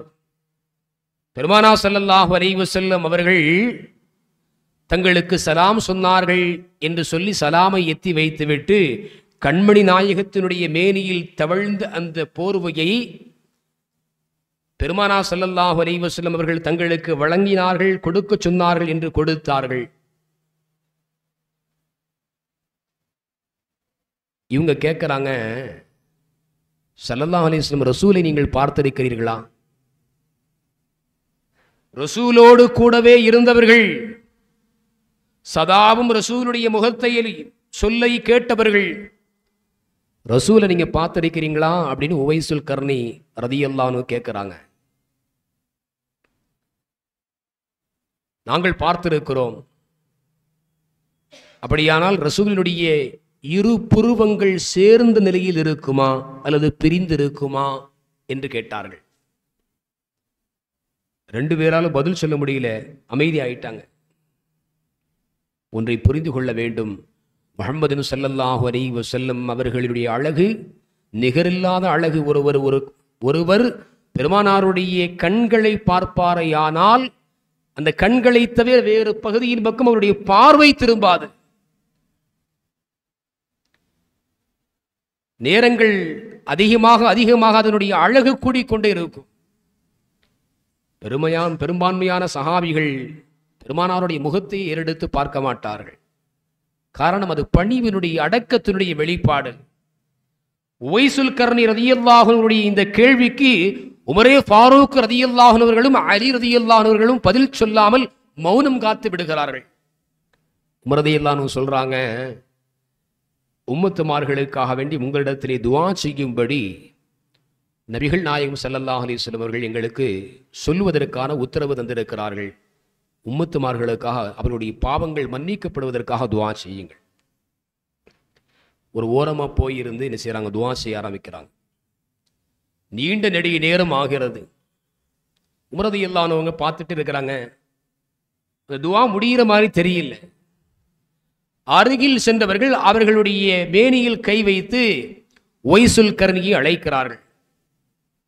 துஆவை முடித்து கொண்டு ஒய்சுல் கர்னி ரலியல்லாஹு அன்ஹு அவர்கள் உமர் ரலியல்லாஹு அன்ஹு அவர்களை பார்த்து ஒரு வார்த்தை சொன்னார்கள். உமரே, சற்று நீங்கள் முந்தி விட்டீர்கள். அல்லாஹு ரப்புல் ஆலமீன் என்னுடைய துஆவை கொண்டு பெருமானாருடைய உத்தரவுக்கிணங்க நான் செய்த துஆவின் மூலமாக ரபியா முலர் கூட்டத்தார்களினுடைய ஆடுகளினுடைய எண்ணிக்கையின் ரோமங்களின் எண்ணிக்கை அளவிற்கு அல்லாஹ் இதுவரையிலும் இந்த உம்மத்துமார்களுடைய பாவத்தை அல்லாஹ் மன்னித்திருந்தான். அதற்குள்ளால் நீங்கள் முந்து விட்டீர்கள் என்றார்கள் செய்தனா ஒய்சுல் கர்னி ரலியல்லாஹு அன்ஹு அவர்கள். உமர் ரலியல்லாஹு அன்ஹு அவர்களுக்கும் அலி ரலியல்லாஹு அன்ஹு அவர்களுக்கும் ஆச்சரியம் தாங்க முடியல. ஏன்? எந்த வார்த்தையை இம்ரான் முஹம்மது ஸல்லல்லாஹு அலைஹி வஸல்லம் அவர்கள் ஒய்சுல் கர்னியை இதனுடைய உம்மத்தினர்களுக்காக நீங்கள் துஆ செய்யும்படி சொல்லுங்கள், அவருடைய துஆவின் மூலமாக அல்லாஹ் ரபியா முலர் இரு கூட்டத்தார்களுடைய ஆடுகளினுடைய ரோமங்களின் எண்ணிக்கை அளவிற்கு பாவத்தை மன்னிப்பான் என்றார்கள் பைகம்பர் நாயகம் ரசூலுல்லாஹி ஸல்லல்லாஹு அலைஹி வஸல்லம். அதே வார்த்தையை, எந்த வார்த்தை பல மைல்களுக்கு அப்பால் ஸல்லல்லாஹு அலைஹி வஸல்லம் அவர்கள் பல ஆண்டுகளுக்கு முன்னால் பயன்படுத்தினார்களோ அதே வார்த்தையை இங்கு அவர்கள் பெருமானாரை நேசித்து பெருமகனார் சொல்லி காட்டினார்கள். சஹாபாக்கள் இருவரும் வியந்து பார்த்தார்கள் என்பதை வரலாற்றில் பார்க்கிறோம். அருமையானவர்களே, ஒரு செய்தி, இதில் நிறைவான செய்திகள் நமக்கு இருக்கிறது. ஒலிமார்கள் அவர்கள் எந்த நிலையில் எந்த அந்தஸ்தில் உள்ளவர்கள் என்பதை தன் தோழர்களுக்கு விளக்குவதற்காக வேண்டி முஹம்மது ஸல்லல்லாஹு அலைஹி வஸல்லம் அவர்கள் தன்னை பார்க்காது தன் மீது நேசம் கொண்ட தன்னுடைய சுன்னத்துக்களை எல்லாம் பேணி வரக்கூடிய ஒய்சுல் கர்னி ரலியல்லாஹு அன்ஹு அவர்களை தன் தோழர்களுக்கு அடையாளப்படுத்தினார்கள். எண்ணி பாருங்கள், நபியவர்கள் கையேந்தி துஆ செய்தால் அங்கீகரிக்கப்படாமல் இருந்து விடுமா? அல்லாஹ் மன்னிக்க மாட்டானா? இன்னல்லாஹ் யன்திகு அலா லிசானி உமர் என்று சொன்னார்களே, உமரே உங்களுடைய நாவில் அல்லாஹ் பேசுகிறான் என்று அருமை நாயகம் ஸல்லல்லாஹு அலைஹி வஸல்லம் அவர்கள் வார்த்தையை, பஷாரத்தை, சுப செய்தி சொன்னார்களே, அந்த உமர் அவர்கள் கரம் ஏந்தினால் கிடைக்காதா? அன மதீனத்துல் இல்மி வ அலியின் பாபுஹா, நான் கல்வியின் பட்டணம், அதனுடைய தலைவாயில் அலி ரலியல்லாஹு அன்ஹு என்று அவர்கள் அலி அவர்களை சிறப்பித்து அடையாளப்படுத்தினார்களே, கல்வியின் தலைவாயில் அலி அவர்கள் கரம் ஏந்தினால் அல்லாஹ் வெறுங்கையாக ஆக்கி விடுவானா? இவைகளையெல்லாம் நாம் சிந்தித்து பார்க்க வேண்டும். இங்கு ஒரு நமக்கான செய்தி இருக்கிறது. நபிகள் நாயகம் ரசூலுல்லாஹி ஸல்லல்லாஹு அலைஹி வஸல்லம் அவர்களை உளப்பூர்வமாக உள்ளத்தால் நேசிக்கக்கூடியவர்களுக்கு அல்லாஹ் அவர்களுக்கான நிறைவான அருளை தன் புறத்திலிருந்து உண்டான மறைவான செய்திகளை அல்லாஹ் அவர்களுக்கும் அறிவித்து கொடுத்து கொண்டே இருப்பான் என்பதை இது உம்மத்துமார்கள் விளங்க வேண்டும் என்பதற்காகத்தான் முஹம்மது ஸல்லல்லாஹு அலைஹி வஸல்லம் அவர்கள் ஒய்சுல் கர்னி ரலியல்லாஹு அன்ஹு அவர்களை அறிமுகப்படுத்தினார்கள். சங்கையானவர்களே, பெருமானாருடைய வாழ்க்கை பரிசுத்தமான வாழ்க்கை. பெருமானார் ஸல்லல்லாஹு அலைஹி வஸல்லம் அவர்கள் உருவாக்கிய சஹாபாக்களுடைய வாழ்க்கையும் பரிசுத்தமான வாழ்க்கை. அதை தொடர்ந்து எம்பிரான் முஹம்மது ஸல்லல்லாஹு அலைஹி வஸல்லம் அவர்களை உள்ளத்தால் நேசிக்கக்கூடிய உத்தமர்கள், புனிதர்கள், வலிமார்களுடைய வாழ்க்கையும் மிகவும் பரிசுத்தமான நிலைக்குரியது என்பதை நாம் நினைவுபடுத்த வேண்டும், நினைத்து பார்க்க வேண்டும். ஏராளமான வலிமார்களுடைய வாழ்க்கையில் ஒவ்வொரு இடங்களிலும் இந்த உம்மத்திற்கான படிப்பினைகளை அல்லாஹ் வைத்திருக்கிறார். ரஷ்யாவினுடைய ஜீலான் நகரின் அருகில் இருக்கக்கூடிய நீப் என்ற ஊரில் வாழ்ந்து வந்தார்கள் கௌசுல் ஆலம் முஹியுத்தீன் அப்துல் காதிர் ஜீலானி கத்தஸல்லாஹு சிர்ரஹுல் அசீஸ் அவர்களுடைய பாட்டனார். பெருமானாருடைய பேரர் ஹுசைன் ரதியல்லாஹுடைய வம்சவழியில் சௌமஇ கிளையில் வந்தவர்கள். அதனால் அவர்களுடைய பெயர் சையீத் அப்துல்லா சௌமஇ என்று அழைக்கப்படும். தோட்டத்தில் அமர்ந்திருக்கின்ற பொழுது ஒரு இளைஞர் வருகிறார். தான் புசித்த அந்த பழத்திற்காக வேண்டி அதை நீங்கள் ஹலாலாக்கி தர வேண்டும் என்று கேட்கிறார்கள். வரலாறு நமக்கு நிறைவாக தெரியும், அதனால் சுருக்கமாக சொல்கிறேன். 12 ஆண்டுகள் தன்னிடத்தில் பணிவிடை செய்தால் அதை நான் ஹலாலாக்கி தருகிறேன். எங்க ஒரு பழத்துக்காக 12 வருஷம்? சர்வ சாதாரணமாக நாம் நினைப்போம், எண்ணி பார்ப்போம் இல்லையா? 12 நாட்கள் இதெல்லாம் அதிகங்க. ஒரு 12 மணி நேரம், ஒரு பழத்திற்கு 12 மணி நேரமா? ஒரு 12 நிமிஷம் ஏதாவது சொல்லுங்க, வேணா செஞ்சுட்டு போறேன். இல்லை போற வழியில யார்கிட்டயாவது ஏதாவது செய்து சொல்லணுமா? உங்க பழத்தை சாப்பிட்டேன் சரிதான், அதை நீங்க என்ன செய்யக்கூடாது, அல்லாஹ்வுக்காக வேண்டி எனக்கு ஹலாலாக்கி தரக்கூடாதா? இப்படியெல்லாம் விளக்கத்தை நாம் என்ன செய்வோம், இன்றைக்கு நம்ம பேசுவோம். ஹலால் ஹராமை பேணக்கூடிய நிலை இன்றைக்கு நம் சமூகத்தில் உள்ளவர்களிடமிருந்து, வெகு மக்களிடமிருந்து தூரமாகி போய்விட்டது. பிடித்த உணவு எதுவாக இருந்தாலும் அதை உண்ண வேண்டும், எந்த இடத்தில் இருந்தாலும் சரி. அது எப்படி அறுக்கப்படுகிறது, அது ஆகுமானதா ஆகுமாக்கப்படாததா என்பதான சிந்தனைகள் எதுவும் இல்லை. பிடித்ததை உண்ண வேண்டும். இந்த ஒரு பழத்தை உண்டதற்காக வேண்டி அதை ஹலாலாக்கும்படி வந்து நிற்கக்கூடிய இளைஞரிடத்தில் இவர்கள் புரிந்து கொண்டார்கள், இவர் சாதாரணமான மனிதர் அல்ல. அதனால் இவருக்கு 12 ஆண்டுகள் மறுக்காமல் ஏற்றுக்கொண்டார்கள். 12 ஆண்டுகள் பணிவிடை செய்து முடிக்கிறார்கள். சையது அப்துல்லா சௌமஇ ரஹ்மத்துல்லாஹி அலைஹி அவர்களுக்கு இன்னொரு விஷயத்தையும் முன்வைக்கிறார், கோரிக்கையாக முன்வைக்கிறார்கள். அதை நான் ஹலாலாக்கி தர வேண்டுமானால் இன்னொரு காரியம் இருக்கிறது, என்னுடைய மகளை நீங்கள் திருமணம் முடிக்க வேண்டும். யாராவது ஏற்றுக்கிறோமா? திருமணம் முடிக்க வேண்டும் என்று சொன்னால் ஏற்றுக்கொள்வார்கள். அதன் பின்னால் அவர்கள் சொன்ன வார்த்தைகளை கவனிக்க வேண்டும். என்னுடைய மகள் குருடு என்றார்கள், செவிடு என்றார்கள், கால் ஊனமானவர்கள் என்றார்கள். இன்னும் 12 வருஷம்னாலும் நான் வேலை பார்க்கிறேன், இப்படி ஒரு கஷ்டத்தை என் வாழ்க்கையில தராதீங்க அப்படின்னு சொல்லிடுவோம். இன்னும் 12 வருஷம்னாலும் என்ன செஞ்சிருவேன், வேலை பார்க்குற, இப்படி ஒரு கஷ்டமெல்லாம் எனக்கு வேண்டாம். அருமையானவர்களே, அவர்கள் அதையும் ஏற்றுக்கொண்டார்கள். காரணம், அது நிபந்தனை. தான் உண்ட அந்த ஒரு கனி ஹலாலாக்க தர வேண்டும். அதற்கைத்தான் அவர்கள் யோசித்தார்கள், மனமொழித்தார்கள், மனப்பண்ணி பார்க்கிறார்கள். எல்லா உறுப்புகளும் சரியாக இருக்கிறது, அழகு நிறைந்த பெண்ணாக இருக்கிறார்கள். மறுநாள் சையீத் அப்துல்லா சௌமி ரஹமத்துல்லாஹி அலைஹி அவரிடத்தில் விளக்கம் கேட்கிறார்கள். சொன்னார்கள் தன் மகளை குறித்து, பாவத்தை அவள் எந்த அந்நிய ஆண்மகனையும் அவள் ஏறெடுத்து பார்ப்பதில்லை, அதனால் என் மகளை குருடு என்று சொன்னேன். தவறான வார்த்தைகளை, தடை செய்யப்பட்ட வார்த்தைகளை என் மகள் கேட்பதில்லை, அதனால் செவிடு என்று சொன்னேன். தேவையில்லாத இல்லத்தை விட்டு அவள் வெளியேறியதே கிடையாது, அதனால் என் மகளுடைய கால் ஊனம் என்று சொன்னேன். பொய் பேசியதில்லை, அதனால் என்னுடைய மகள் ஊமை என்று நான் சொன்னேன் என்று விளக்கம் தந்தார்கள். அருமையானவர்களே, இப்படி சிறப்பு வாய்ந்த பரிசுத்தமான வாழ்க்கையில் திருமண பந்தத்தில் இணைந்த இந்த தம்பதிகளுக்கு பிறந்தவர்கள்தான் கௌசுல் ஆதம் முஹீத்தீன் அப்துல் காதிர் ஜீலானி கத்தஸல்லாஹு சிர்ரஹுல் அசீஸ். வலிகளுக்கெல்லாம் தலைவர். நம்மால் கற்பனை கூட செய்து பார்க்க முடியாது. நிறைவான ஞானங்கள் அனைத்தையும் அல்லாஹ் கொட்டி கொடுத்தான் அவர்களுக்கு. எவ்வளவு அற்புதமான வார்த்தைகளை அல்லாஹ்வோடு அவர்கள் முன்வைத்திருக்கிறார்கள். துஆ செய்யறாங்க பாருங்க.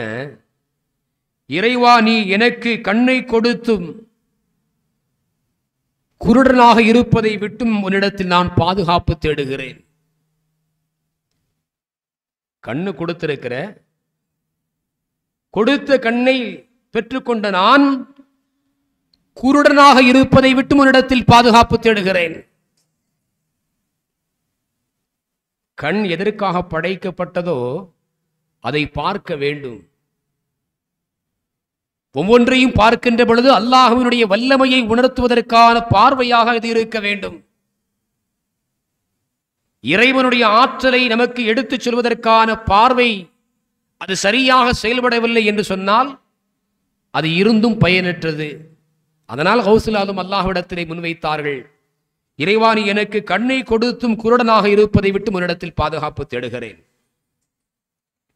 உன் அண்மையில் எய்திய என்னை, உன்னுடைய நெருக்கத்தை பெற்ற என்னை, நெருக்கத்தை பெற்ற பின்னால் அங்கிருந்து தூக்கி எறியப்படுவதை விட்டு உன்னிடத்தில் நான் பாதுகாப்பு தேடுகிறேன். யா அல்லாஹ், உன்னுடைய நெருக்கத்தை கொடுன்னு நம்ம கேட்கிறோம். பாவத்தை பத்தி எண்ணி பார்க்கிறதே இல்லை. இன்னைக்கு என்ன பாவம் செஞ்சோம்னு பார்க்கறது இல்லை.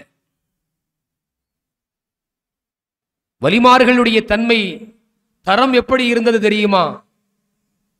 இறைவா, உன்னுடைய நெருக்கம் கிடைத்த பின்னாலும் அந்த நெருக்கத்தில் இருந்து என்னை தூரமாக்கி விடாதே, அதிலிருந்து உன்னிடத்தில் நான் பாதுகாப்பு தேடுகிறேன் என்றார்கள்.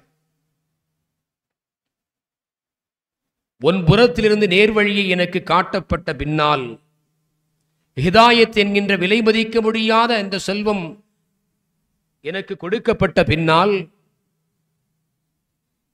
இறை நம்பிக்கை அற்றுப்போவதை விட்டு உன்னிடத்தில் நான் பாதுகாப்பு தேடுகிறேன். ஹிதாயத்து அப்படிங்கிறது நாம நினைத்தால் பெற்றுக்கொள்ள முடியுமானா முடியாது. அல்லாஹ் யாருக்கு நாடுகிறானோ அவர்களுக்கு அல்லாஹ் கொடுப்பான். கொடுத்ததில் ஸ்திரமாக அல்லாஹ் நம்மை நிலைநிறுத்த வேண்டும் என்பதைத்தான் ஒவ்வொரு நேரத்திலும் நாம் கேட்க வேண்டும் என்பதற்காக வேண்டியே ரப்புல் ஆலமீன் அல்லாஹ் சூரத்துல் ஃபாத்திஹாவில் இஹ்தினஸ் ஸிராத்துல் முஸ்தகீம், இறைவா எங்களுக்கு நேரான வழியை காட்டு என்ற வாசகம் துஆவாக இடம்பெற செய்து வைத்திருக்கிறான் ரப்புல் ஆலமீன். நம்ம பேசிக்கிறோம், நான் என்னங்க சரியா வியாபாரம், அல்லாஹ் நமக்கு ஒரு வியாபாரத்தை கொடுத்திருக்கிறான், தொழுகையை நம்ம விடுறதில்லை, நேரம் கிடைக்கும் போது குர்ஆன் ஷரீஃபை ஓதிக்கிறோம், திக்ர் செஞ்சுக்கிறோம், அல்லாஹ் என்ன பாக்கியமாக வச்சிருக்கிறான். நாம் அதை பெருமையாக பேசிக்கொள்கிறோம். வலிமார்களுடைய நிலை என்ன தெரியுமா? அல்லாஹ் கொடுத்ததில் ஸ்திரமாக நம்மை வைக்க வேண்டுமே என்கின்ற கவலை அவருடைய உள்ளத்தில் இருந்தது. அதற்காக அல்லாஹ்விடத்திலே கரம் ஏந்தி துஆ செய்யக்கூடியவர்களாகவும் இருந்தார்கள். அதற்கான முன்னுதாரணம் கௌசுல் ஆதம் முஹையத்தீன் அப்துல் காதிர் ஜீலானி கதஸல்லாஹு சிர்ரஹுல் அசீஸ் அவர்கள் அல்லாஹ்விடத்திலே கேட்கிறார்கள், இறைவா, நீ நேர்வழி எனக்கு கொடுத்த பின்னால் இறை மறுப்பை சுமக்கக்கூடிய அவல நிலையில் என்னை தள்ளிவிடாது. மக்களுக்கான அறிவுரையை மிக அற்புதமான நிலையில் அவர்கள் பகிர்ந்தளித்தார்கள். மக்களை பார்த்து சொன்னார்கள், மக்களே, உங்களையே பார்த்து கொண்டிருக்கக்கூடிய இறைவனின் பக்கம் உங்களுடைய பார்வைகளை நீங்கள் பதிய வையுங்கள். அஸ்ஸிதுக்கு ஃபில்லாஹ், அல்லாஹ்வின் விஷயத்தில் நீங்கள் உண்மையாக இருங்கள் என்றார்கள். கூட்டத்தோடு இருக்கின்ற பொழுது ஒரு நிலை, தனித்த நிலையில் இருக்கின்ற பொழுது ஒரு தவறுதலுக்கான நிலை. இதுவல்ல நம்முடைய வாழ்க்கை. கௌசுல் ஆதம் அவர்கள் சொல்கிறார்கள், உங்களை பார்த்து கொண்டிருக்கக்கூடிய ஒருவன் மீது உங்களின் பார்வையை பதிய வையுங்கள். ஏன்னா அல்லாஹ் எல்லா நேரமும் பார்த்துட்டு இருக்கிறான் இல்லையா? இந்த எண்ணம் நம்முடைய உள்ளத்தில் வந்துவிட்டது என்று சொன்னால் இந்த எண்ணத்திலே வாழ்ந்தவர்கள் தான் வலிமார்கள். இந்த எண்ணம் நமக்குள்ளால் வந்துவிட்டது என்று சொன்னால் பாவத்தின் பக்கம் நாம் ஒருபோதும் பார்வையை செலுத்த மாட்டோம்.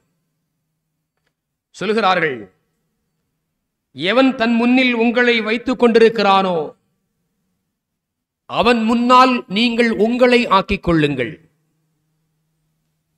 அல்லாஹ்வுக்கு முன்னால தானே நம்ம இருக்கிறோம். அவனுடைய பார்வை நம்மை சூழ்ந்துதான் இருக்கிறது. அவனுடைய ஞானம் நம்மை சூழ்ந்துதான் இருக்கிறது. எந்த ஒரு விஷயமும் அவன் அனுமதி அல்லாது அசையாது. மரத்தின் காய்ந்த இலைகள் கூட கீழே விழாது. அவனுடைய நாட்டம் இருக்கணும். எப்ப விழணும்னு அல்லாஹ் நாடி இருக்கிறானோ அப்பதான் அது விழும். கௌசுல் ஆலம் சொல்கிறார்கள், தன் முன்னிலையில் வைத்துக் கொண்டிருக்கக்கூடிய இறைவனின் பக்கம் உங்களை நீங்கள் அவனுக்கு முன் வையுங்கள். அவன் உங்களை அழைக்கிறான். அவனுடைய அழைப்புக்கு நீங்கள் பதில் சொல்லுங்கள். அல்லாஹ்வுடைய அழைப்பு குர்ஆன் பல்வேறு வகையான நல்ல விஷயங்களை நமக்கு எடுத்துச் சொல்லித் தருகிறது. நல்ல காரியத்தின் பக்கம் அழைப்பு விடுக்கிறது. இது அவனுடைய வார்த்தை, அவனுடைய வாக்கியம். அது அதற்கு பதில் சொல்லுங்கள். கௌசுல் சொல்றாங்க, எவன் உங்களை சிரமங்களில் இருந்து காப்பாற்றுகிறானோ, எவன் உங்களை இருளில் இருந்து ஒளியின் பக்கம் கொண்டு வருகிறானோ, எவன் உங்களை மனோ இச்சையில் இருந்து பாதுகாக்கின்றானோ, பாதுகாக்கின்ற ஆற்றலை பெற்றிருக்கிறானோ, அந்த இறைவனிடத்தில் நீங்கள் உதவி தேடுங்கள் என்றார்கள் கௌசுல் ஆதம் முஹையீத்தீன் அப்துல் காதிர் ஜீலானி கத்தஸல்லாஹு சிர்ரஹுல் அஸீஸ். பரிசுத்தமான மகத்துவமான ஒரு வாழ்க்கையை வாழ்ந்த மாமேதை, மனதை தூய்மையாக ஆக்கிக் கொண்ட அந்த வலிகள் கோமான் அவர்கள் உதிர்த்த வார்த்தைகள் எல்லாம் இவைகள். அருமையானவர்களே, வலிமார்கள் ஒவ்வொரு விஷயத்தையும் ஆராய்ந்து பார்ப்பார்கள். கௌசுல் ஆதம் அவங்க மக்களுக்கு மத்தியில் உபதேசிக்கின்ற பொழுது ஒரு செய்தி சொல்றாங்க. திர்ஹம், தீனார் என்றுதான செல்வத்திற்கு, பொருளுக்கு, பணத்திற்கு சொல்லப்படும் அரபியில. கௌசுல் ஆதம் சொல்லுவாங்க, இந்த திர்ஹம் என்பதில் ஹம் என்று சொன்னால் அரபியில் கவலை என்று அர்த்தம். இந்த ஹம் என்கின்ற வார்த்தை கவலையை சுமந்திருக்கக்கூடிய இந்த செல்வத்தை நீங்கள் அளவுக்கு மீறி அதிகமாக தேடினால் அது உங்களுக்கு கவலையை தருங்கிறாங்க. அது உங்களுக்கு கவலை தான். தீனாரை பற்றி விளக்கம் சொன்னார்கள். தீனார் என்கின்ற இந்த வார்த்தையிலும் நார், நெருப்பு என்கின்ற பதம் அதில் உள்ள வாங்கியிருக்கிறது, சுமந்திருக்கிறது. அருமையான மக்களே, பணம் என்பது நெருப்பு என்கின்ற வார்த்தையை சுமந்திருப்பதினால், நெருப்பு ஒரு மனிதனுடைய வாழ்க்கைக்கு தேவையான அளவுக்கு இருந்தால்தான் அதை விளக்காகவும் தன் உணவு தயாரிப்பதற்கான, சமையலுக்கான எரிவாயுவாகவும் அவர் பயன்படுத்த முடியும். எப்பொழுது அது அதிகமாகி விடுகிறதோ அது அவரையும் எரித்து அவர் வசிக்கக்கூடிய வீட்டினுடைய அத்துணை வஸ்துக்களையும் வீட்டையும் எரித்து சாம்பலாக்கிவிடும் என்றார்கள் கௌசுல் ஆதம் முஹையீத்தீன் அப்துல் காதிர் ஜீலானி கத்தஸல்லாஹு சிர்ரஹுல் அஸீஸ். எண்ணி பாருங்கள், ஒரு பரிசுத்தமான வாழ்க்கைக்கான முன்னுதாரணத்தை நாம் பொருள் மீது எப்படி, எந்த நிலையில் பொருட்களை பார்க்க வேண்டும் என்பதை கௌசுல் ஆதம் அவர்கள் விளக்கி சொன்னாங்க. பெருமானாருடைய சுன்னத்தை யாரேனும் பின்பற்றுவதில் சடைவை காட்டினால் கௌஸ் நாயகம் அவர்கள் இரக்கம் உள்ளவர்கள் தான், ஆனால் கோபம் கடுமையாக வந்துடும். அபூபக்கர் வலியுல்லா என்ற ஒரு சீடர் கௌஸ் நாயகத்தோடு ஒன்றாக இருக்கக்கூடியவங்க ஒது செய்கின்ற பொழுது பார்க்கிறார்கள், ஒதுவில் பெருமானாருடைய சுன்னத்தான முறை விரல்களை கோதி கழுவணும். இன்றைக்கு அவசர நிலையில் எங்கு ஈரம் படுகிறது என்பதை கூட நாம் பார்க்காமல் நகர்ந்து விடுகிறோம். வேக வேகமாக ஒது என்கின்ற அமைப்பில் முகத்தில் சிறிய தண்ணீர், கைகளில் சிறிய ஈரம், கால்களை நனைத்து அது நனைந்திருக்கிறதா, விரல்களின் இடுக்கில் ஈரம் பதிந்திருக்கிறதா என்பதையெல்லாம் கவனிக்காது நாம் அந்த கடமையை நிறைவேற்றிவிட்டோம் என்கின்ற கணத்தில் தொழுகைக்குள்ளால் நாம் இணைந்து விடுகிறோம். அபூபக்கர் வலியுல்லா அவர்கள் ஒது செய்யும் போது விரல்களை கோதி கழுவக்கூடிய அந்த இடத்தை தவற விட்டு விடுகிறார்கள். கௌஸ் நாயகம் பார்த்த உடனே அவங்களுக்கு கோபம் வருது. அருகில் வந்து சொன்னார்கள், ஒதுவை நீங்கள் மீண்டும் செய்யுங்கள். வலிமார்களுடைய வாழ்க்கையை எடுத்துக்கொண்டால் தனக்கு வேண்டியவர் அல்லது வேண்டாவதவர் என்பதற்காக வேண்டி மார்க்கத்தினுடைய விஷயத்தில் சேர்க்கவோ வெறுக்கவோ அவர்கள் செய்ய மாட்டார்கள். ரசூலுடைய காரியத்தில் சுன்னத்தை பின்பற்றுவதில் குறைகள் இருந்தால் எவராக இருந்தாலும் சுட்டி காட்டுவதற்கு தயங்க மாட்டார்கள் வலிமார்கள்.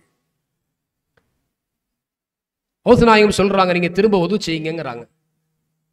அவங்க ஒது செய்கிறார்கள். மீண்டும் அதே தவறு நிகழ்கிறது. கௌசுல் ஆலம் அவர்களுக்கு கோபம் ஏற்பட்டு சட்டையை பிடிச்சு தூக்கி பள்ளிவாசலுடைய வெளிப்பகுதியில் எரிஞ்சிட்டாங்க. விழுந்தவரோடு விலாயத்தும் விழுந்து விட்டது. ஏனென்றால் பிடித்த கரம் வலிகளின் கோமான் சையதுல் அவுலியா, வலிகுமார்களுக்கெல்லாம் தலைவர், நிகரில்லாத தவஞானி கௌசுல் ஆலம் அவர்கள் தூக்கி எறிந்ததினுடைய அடையாளம் விலாயத்தும் இங்கு பிடுங்கப்படுகிறது. விழுந்து கிடக்கிறார். அவரால் எழ முடியாத சூழல். அவருடைய தாய் அந்த வழியில் வந்தவர்கள் தன் மகனுடைய நிலையை பார்த்து தன் மகனுக்கு உதவி செய்து விழுந்ததற்கான காரணத்தை கேட்கிறார்கள். இவங்க நடந்ததை சொன்னாங்க. கௌசுல் ஆலமிடத்தில் வேகமாக அந்த தாய் விரைந்து வந்து, என் மகனை எதற்காக நீங்கள் இப்படி தண்டித்தீர்கள் அப்படின்னு கேட்கிறாங்க. கௌஸ் நாயகம் சொன்னாங்க, ஸல்லல்லாஹு அலைஹி வஸல்லம் அவருடைய சுன்னத்தை சரியாக பேணாத ஒருவருக்கு விலாயத்து ஒரு கேடா? விரல்களினுடைய இடுக்கில் ஈரம் பதிவதற்கான விரல்களுக்குள்ளால் விரல்களை வைத்து கோதி கழுக வேண்டிய அந்த சுன்னத்தை விட்ட ஒருவர், அவருக்கு விலாயத்து ஒரு கேடா அப்படின்னு கோபமா சொல்லிட்டாங்க. அதன் பின்னால் பல நபர்கள், பல முரீதுகள் அவருக்காக வேண்டி பரிந்துரைத்து, ஒரு கட்டத்தில் வலிமார்களுடைய தன்மை என்ன அப்படின்னா, கோபம் வரும், மார்க்கத்திற்காக வேண்டி வரும். ஒரு கட்டங்களில் அந்த தவறை மனிதர் உணர்ந்து கொண்டு விட்டால் தன்னுடைய கோபத்தை அப்படியே மாற்றிக்கொள்வார்கள். அதுதான் வலிமார்கள். பெருமானாருடைய ஹதீசுகள் அனைத்திற்குமே முழுவதுமாக விளக்கமாக வாழ்ந்தவர்கள் வலிமார்கள். சாதாரண வலிமார்னா என்ன? அவங்க தவம் செஞ்சிருப்பாங்க, அல்லது தொழுகையில் சரியா இருந்திருப்பாங்க, வியாபாரத்தில் சரியா இருந்திருப்பாங்க. அது அல்ல வாழ்க்கை. புறத்தை விட அகம் தூய்மையாக இருக்கும், பரிசுத்தமாக இருக்கும். வெளிப்புறத்தில் ஆடை கிழிந்த ஆடை, கந்தலான ஆடையாக இருக்கும். தலைவிரி கோலமாகவும் இருப்பார்கள். மக்களால் மதிக்கப்படாத அருவருப்பாக பார்க்கப்படக்கூடிய தோற்றத்திலும் இருப்பார்கள். ஆனால் அல்லாஹுடைய சன்னிதானத்தில் உயர்ந்த அந்தஸ்தில் இருப்பார்கள். இதில் ஒரு விஷயம் என்ன அப்படின்னா, எந்த வலியுல்லாக்களும் தன்னை வலி என்று வெளிப்படுத்துவதை விரும்பவே மாட்டார். ஒரு கன்னிப்பெண், திருமணமாகாத ஒரு பெண் தன்னுடைய மறைக்க வேண்டிய அவயங்கள் வெளிப்படுவதை எப்படி நாணத்தால் வெக்கித்து அதை மறைப்பதற்கு முற்படுவாளோ, தன் உடலில் மறைக்க வேண்டிய பகுதியில் ஒன்று வெளிப்படுகின்ற பொழுது எவ்வளவு நாணப்படுவாளோ, அதை விடவும் அதிகமாக வலிமார்கள் தன் புறத்தில் இருந்து கராமத்து என்கின்ற நிகழ்வு, அற்புதங்கள் நிகழ்வதை நாணப்படுவார்கள் என்று எழுதுகிறார். கௌஸ் நாயகம் மன்னித்தார்கள். அபூபக்கர் வலியுல்லா அவர்களை அழைத்து ஆறத் தழுவினார்கள். அந்த தழுவலில் தெளிவு பிறந்தது, விலாயத்தும் சேர்ந்தது. விலாயத்தை பற்றி வரலாற்று வல்லுநர்கள் எழுதுகிறார்கள், முன்பு இருந்ததை விடவும் 3 மடங்கு அதிகமாக அவர்களுக்கு கொடுக்கப்பட்டது. சுப்ஹானல்லாஹ். அருமையானவர்களே, வலிமார்களுடைய நிலைப்பாடு அது. மன்னிக்கக்கூடிய மனப்பான்மை மாநபி ஸல்லல்லாஹு அலைஹி வஸல்லம் அவர்களிடமிருந்து பெற்றுக்கொண்டவர்கள். சுல்தானுல் ஆரிஃபீன் சையீது அஹ்மதுல் கபீர் ரிஃபாயி ரலியல்லாஹு அன்ஹு. ஒவ்வொரு வலிமார்களுடைய வாழ்க்கை மிக அற்புதமானது. ஒவ்வொரு வலிமார்களுக்கும் அல்லாஹ் நிறைவான ஞானங்களை கொடுத்து கொண்டே இருக்கிறான், கொடுத்து கொண்டே இருந்தான். அஹ்மதுல் கபீர் ரிஃபாயி ரலியல்லாஹு அன்ஹு ஒரு முரட்டு துணியை அணிந்திருப்பாங்க, ஒரு முரடான துணி. அன்றைய காலத்திலிருந்து வழமை இருந்தது, சீதோசன நிலைகளுக்கு தகுந்தவாறு ஆடைகளை மாற்றுவார்கள். கோடை காலமாக இருந்தால் கொஞ்சம் மெல்லிய ஆடை, குளிர்காலமாக இருந்தால் கொஞ்சம் முரட்டு துணிவுடைய ஆடை. இன்றைக்கு பார்க்குறோம் கடைகள் எல்லாம் கோடை காலம் என்று சொன்னால் ஒரு மெலிசான துணி ரகங்கள், குளிர்காலம் வருகிறது என்றால் குளிரை தாங்குவதற்கான அந்த கோட் இதெல்லாம் என்ன செய்வாங்க, வாசலில் தொங்க விடுவாங்க. இன்றைக்கு காலத்துக்கு தகுந்தமாறு சீதோசன நிலைக்கு தகுந்தமாறு ஆடைகளை நாம் மாற்றிக்கொள்கிறோம். சுல்தானுல் ஆரிஃபின் அஹ்மதுல் கபீர் ரிஃபாயி ரலியல்லாஹு அன்ஹு அவர்கள் மகத்தான பரிசுத்தமான வாழ்க்கைக்கு சொந்தக்காரர்கள். ஒரு முரட்டு துணி, அந்த துணியை அவர்களே குளத்தில் இறங்கி அலசி துவைத்து கரையில் ஒதுங்கி அதை பிடித்து காய வைத்து உடுத்தி கொள்வார்கள். அப்படித்தான் எழுதுறாங்க. ஏங்க அப்படின்னா அவங்கள்ட்ட அந்த ஆடை மட்டும்தாங்க இருந்திருக்குது. உலகத்தை நேசிக்காதவர்கள், உலகத்தினுடைய பொருளை விரும்பாதவர்கள், கேட்டால் இல்ல நினைத்தாலே அல்லாஹ் கொட்டி கொடுப்பான். கேட்க வேண்டும் என்கின்ற நிலை அல்ல, நினைத்தால் போதும் அல்லாஹ் கொட்டி கொடுப்பான் என்ற ஸ்தானத்தில் இருந்த பொழுதும் கூட முரட்டு துணியை தானாகவே துவைத்து அலசி அதை காய வைத்து மீண்டும் அதை அணிந்து கொள்ளக்கூடிய நிலையை பார்த்த சீடர்கள் வேகமாக வந்து அந்த பணியை எனக்கு தாருங்கள் என்று கேட்கிறாங்க. இந்த பணியை எனக்கு கொடுங்க, நாங்க செஞ்சு தாரோம், பணிவிட செய்யறோம். சுல்தானுல் ஆரிஃபின் அஹ்மதுல் கபீர் ரிஃபாயி ரலியல்லாஹு அன்ஹு சொல்வார்கள், ஊழியனுக்கு ஒரு ஊழியம் செய்ய ஒரு ஊழியன் தேவையா? நானே ஒரு ஊழியன், ஒரு வேலைக்காரன். இந்த வேலைக்காரனுடைய வேலைகளை செய்து கொடுப்பதற்கு இன்னொரு வேலையாள் தேவையா அப்படின்னு கேட்பாங்க. இது மாதிரி ஒரு நேரத்தில் அவங்க துணியை ஆடையை துவைப்பதற்கு அவர்கள் முற்படக்கூடிய நேரத்தில் மாணவர்கள் சீடர்கள் போய் கேட்குறாங்க, துணியை கொடுங்க, நாங்கள் துவைச்சு தர்றோம். அவங்க சொன்னாங்களாம், உங்களை விட அந்த செயலை தெளிவாக செய்வதற்கு நான் தெரிந்து வைத்திருக்கிறேன். துணியை அலசித்தரன்னு நீங்க கேட்கறீங்க, என் ஆடையை நான் அலசுவதற்கான வழியை தெளிவாக அறிந்து வைத்திருக்கிறேன் சொல்லிவிட்டு ஒன்றை சொன்னார்கள். இதுதான் வலிமார்கள், இங்கதான் கவனிக்கணும். என் அருமை பாட்டனார் அண்ணலம் பெருமான் முஹம்மது ஸல்லல்லாஹு அலைஹி வஸல்லம் அவர்களுடைய மகளார் என் பாட்டியார் ஃபாத்திமா ரலியல்லாஹு அன்ஹா அவர்கள் இல்லத்தினுடைய வேலைகளினுடைய பழுவின் காரணத்தினால் அவர்களுடைய கைகள் காய்த்து காயமுற்றது. அந்த நேரத்தில் ஒரு போரில் இருந்து கிடைத்த கனிமத்து பொருட்களில் அடிமைகளும் சிலர்கள் இருக்கிறார்கள், அதை பெற்று வாருங்கள் என்று அலி ரலியல்லாஹு அனுமதியோடு தந்தையிடத்தில் வந்தவர்களுக்கு நீங்கள் இல்லம் செல்லுங்கள், நான் வருகிறேன் என்றார்கள் நபிகள் நாயகம் ஸல்லல்லாஹு அலைஹி வஸல்லம். இரவு நேரமானது, பெருமானாருடைய வருகை. அலி ரலியல்லாஹு அவர்களும் ஃபாத்திமா ரலியல்லாஹு அன்ஹா அவர்களும் ஹசனும் ஹுசைனுமாக படுக்கைக்கு தயாராக இருக்கக்கூடிய அந்த விரிப்பில் இருக்கக்கூடிய நேரம். ஸல்லல்லாஹு அலைஹி வஸல்லம் வந்தாங்க, அந்த விரிப்பில் அமர்ந்தார்கள். அமர்ந்துவிட்டு தன் மகளுக்கு சொன்னார்கள், என் அருமை மகளே, உன்னுடைய வேலை பிளவிற்கு உதவியாக இருப்பதற்காக ஒரு அடிமையை என்னிடத்திலே கேட்டு வந்தாய். நான் சில திக்ர்களை நான் உனக்கு சொல்லித் தருகிறேன். இந்த படுக்கையினுடைய விரிப்பில் இருக்கின்ற பொழுது சுபஹானல்லாஹ் 33 முறை, அல்ஹம்துலில்லாஹ் 33 முறை, அல்லாஹு அக்பர் 34 முறை இந்த தஸ்பீகை நீங்கள் ஓதுங்கள். நீங்கள் ஓதுவதின் காரணத்தினால் உங்களுடைய வேலை பழுக்கள் இலகுவாக அல்லாஹ் ஆக்கி தருவான் என்றார்கள் முஹம்மது ரசூலுல்லாஹி ஸல்லல்லாஹு அலைஹி வஸல்லம். என் பாட்டியாருக்கு என் பாட்டனார் சொல்லிக் கொடுத்த அந்த தஸ்பீகை கரீமாவை இரவில் நேரங்களில் நான் ஓதுவதை வழமையாக கொண்டிருக்கிறேன். அதனால் என்னுடைய துணியை துவைப்பதற்கான இந்த வேலை எனக்கு சிரமம் தராது என்றார்கள் சுல்தானுல் ஆரிஃபீன் அஹ்மதுல் கபீர் ரிஃபாயி ரஹ்மத்துல் ரதியல்லாஹு அன்ஹு அவர்கள். என்ன ஒரு வாழ்க்கை அது! செலவை செய்யக்கூடியவர்கள் சுத்தம் செய்கின்ற பொழுது ஒரு சிறிய கரையை விட்டுட்டாருன்னா காலமெல்லாம் சண்டை போடுறோம், பார்க்குற நேரமெல்லாம் சொல்கிறோம். தேய்க்கின்ற பொழுது ஒரு சுருக்கம் சரியாகலைன்னா அதை பெரிதாக்கி அவரிடத்தில் பிரச்சனையை வளர்க்கிறோம்.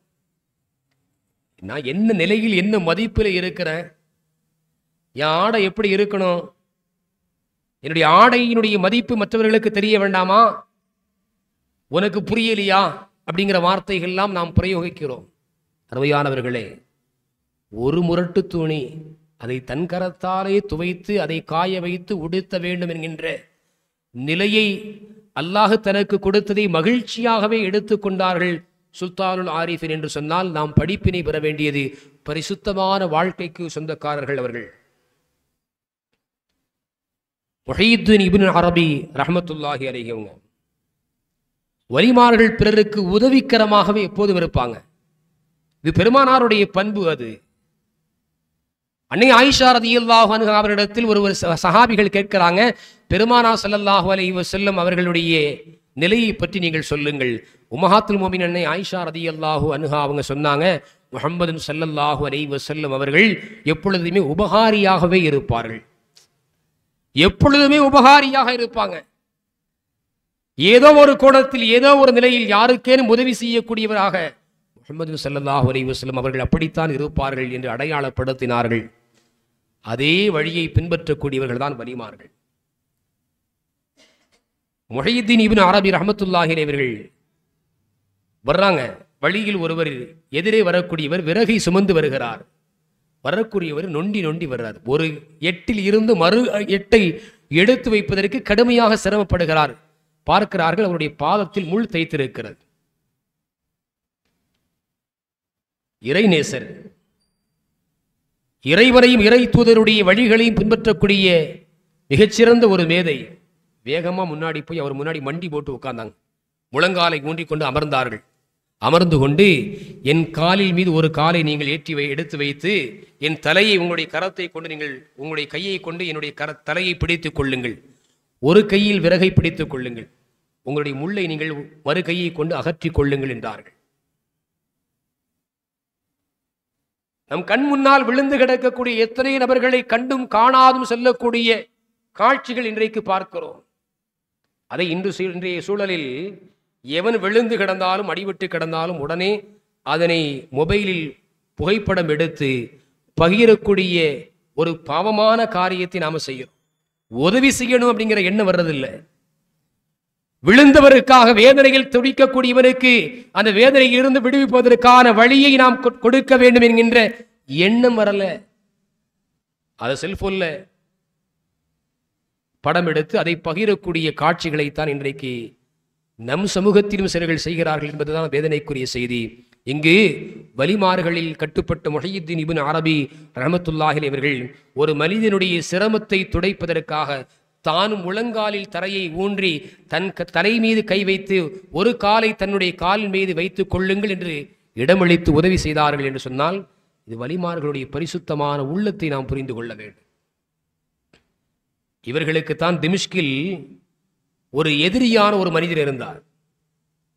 முஹையீத்தீன் இப்னு அரபி ரஹ்மத்துல்லாஹி அலைஹி அவர்களை ஏசுவதும் பேசுவதும் அவர்களை குறை சொல்லி மற்றவர்களிடத்திலே பேசி சிரிப்பதுதான் அவருடைய வேலை.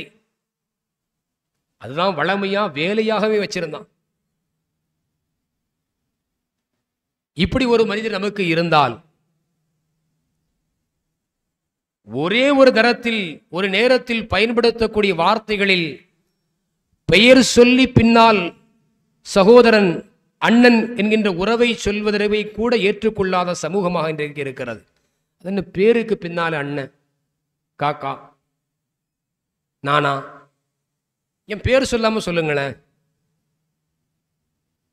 இன்றைக்கு இப்படி நாம் எதிர்பார்க்கிறோம். அன்றைக்கு அவர்களை திட்டுவதையும் ஏசுவதையுமே வளமையாக கொண்ட ஒருவன் திமிஷ்கில் பொறுத்து கொண்டே இருந்தார்கள். வலிமார்களுடைய அந்த பொறுமை இருக்குது பார்த்தீங்களா, உலகத்தின் பக்கமான சிந்தனைகள், கவலைகள் எதுவுமே அங்கு இராது. அந்த உள்ளம் பரிசுத்தமானது என்பதன் காரணத்தினால். ஒரு நாள் அவர் மரணமடைந்து விட்டார் என்கின்ற செய்தி முஹையத்தீன் இப்னு அரபி ரஹ்மத்துல்லாஹி அலைஹி அவர்களுக்கு கிடைக்கிறது. அவருடைய ஜனாசாவில் கலந்து கொண்டார்கள். அவரை குளிப்பாட்டக்கூடிய காரியங்களில் கலந்து கொண்டு ஜனாசாவில் பங்கெடுத்து அவருக்காக தொழுகை நடத்தப்படக்கூடிய தொழுகையில் பங்கெடுத்தார்கள். அடக்கம் செய்கின்ற வரையில் அந்த இடத்தில் நின்று வீடு திரும்பி தன்னுடைய தவத்திற்குரிய இடத்தில் அமர்ந்தார்கள். கவனிக்கணும் செய்தியை. பெரும்பான்மையான நாட்கள் எல்லாம் தன்னை திட்டிய மனிதன், தன்னை ஏசிய மனிதன், தன்னை புறம் கூறி பேசி திரிந்து கொண்டிருந்த மனிதன், அந்த மனிதனுக்காக வேண்டி அல்லாஹ்விடத்திலே கரம் ஏந்தி துவா செய்கிறாங்க. இறைவா, அந்த மனிதரை நீ மன்னித்து விடு. அல்லாஹ் சொன்னான், அந்த ஆளெல்லாம் மன்னிக்க முடியாது, அந்த அடியானெல்லாம் மன்னிக்க முடியாது. நல்லா கவனிக்கணும். அல்லாஹுடைய விஷயத்தில் ஏதேனும் குறைகள் இருந்தாலும் அவன் பொறுத்திடுவான். அவனை நேசிக்கக்கூடிய அடியார்களுடைய விஷயத்தில் குறை குற்றங்கள் செய்து விட்டோம் என்று சொன்னால் அல்லாஹ் பிடிக்காம விட மாட்டான். இங்கு இமாம் அவர்களுக்கு முஹையத்தீன் இப்னு அரபி ரஹ்மத்துல்லாஹி அலைஹி அவர்களுக்கு வாழ்நாளெல்லாம் தொல்லை கொடுத்த இந்த நபரை அல்லாஹ் சொல்லிட்டான், அவங்கள்ட்ட மன்னிக்க முடியாது. காலை நேரத்தினுடைய உணவை அவர்களுக்குரிய பணியாளர் கொண்டு வந்து வைக்கிறார். உணவின் பக்கம் அவர்கள் ஏறெடுத்து பார்க்கல. தவம் செய்து கொண்டே இருக்கிறார்கள், தியானத்தில் இருந்து கொண்டே இருக்கிறார்கள். மதிய நேரம் வருகிறது, அதற்கான உணவும் கொண்டு வரப்படுகிறது. அதையும் அவர்கள் ஏறிட்டு கூட பார்க்கல. தியானத்தில் இருந்து கொண்டிருந்தார்கள். அந்த நாளினுடைய இரவு நேரம் அவர்கள் உணவு உண்ணுவதற்கான நேரம் வருகின்ற பொழுது சப்தமிட்டு தன்னுடைய பணியாளரை அழைத்தார்கள். மலர்ந்த முகத்தோடு அழைத்தார்கள், எனக்கான உணவை கொண்டு வாருங்கள்.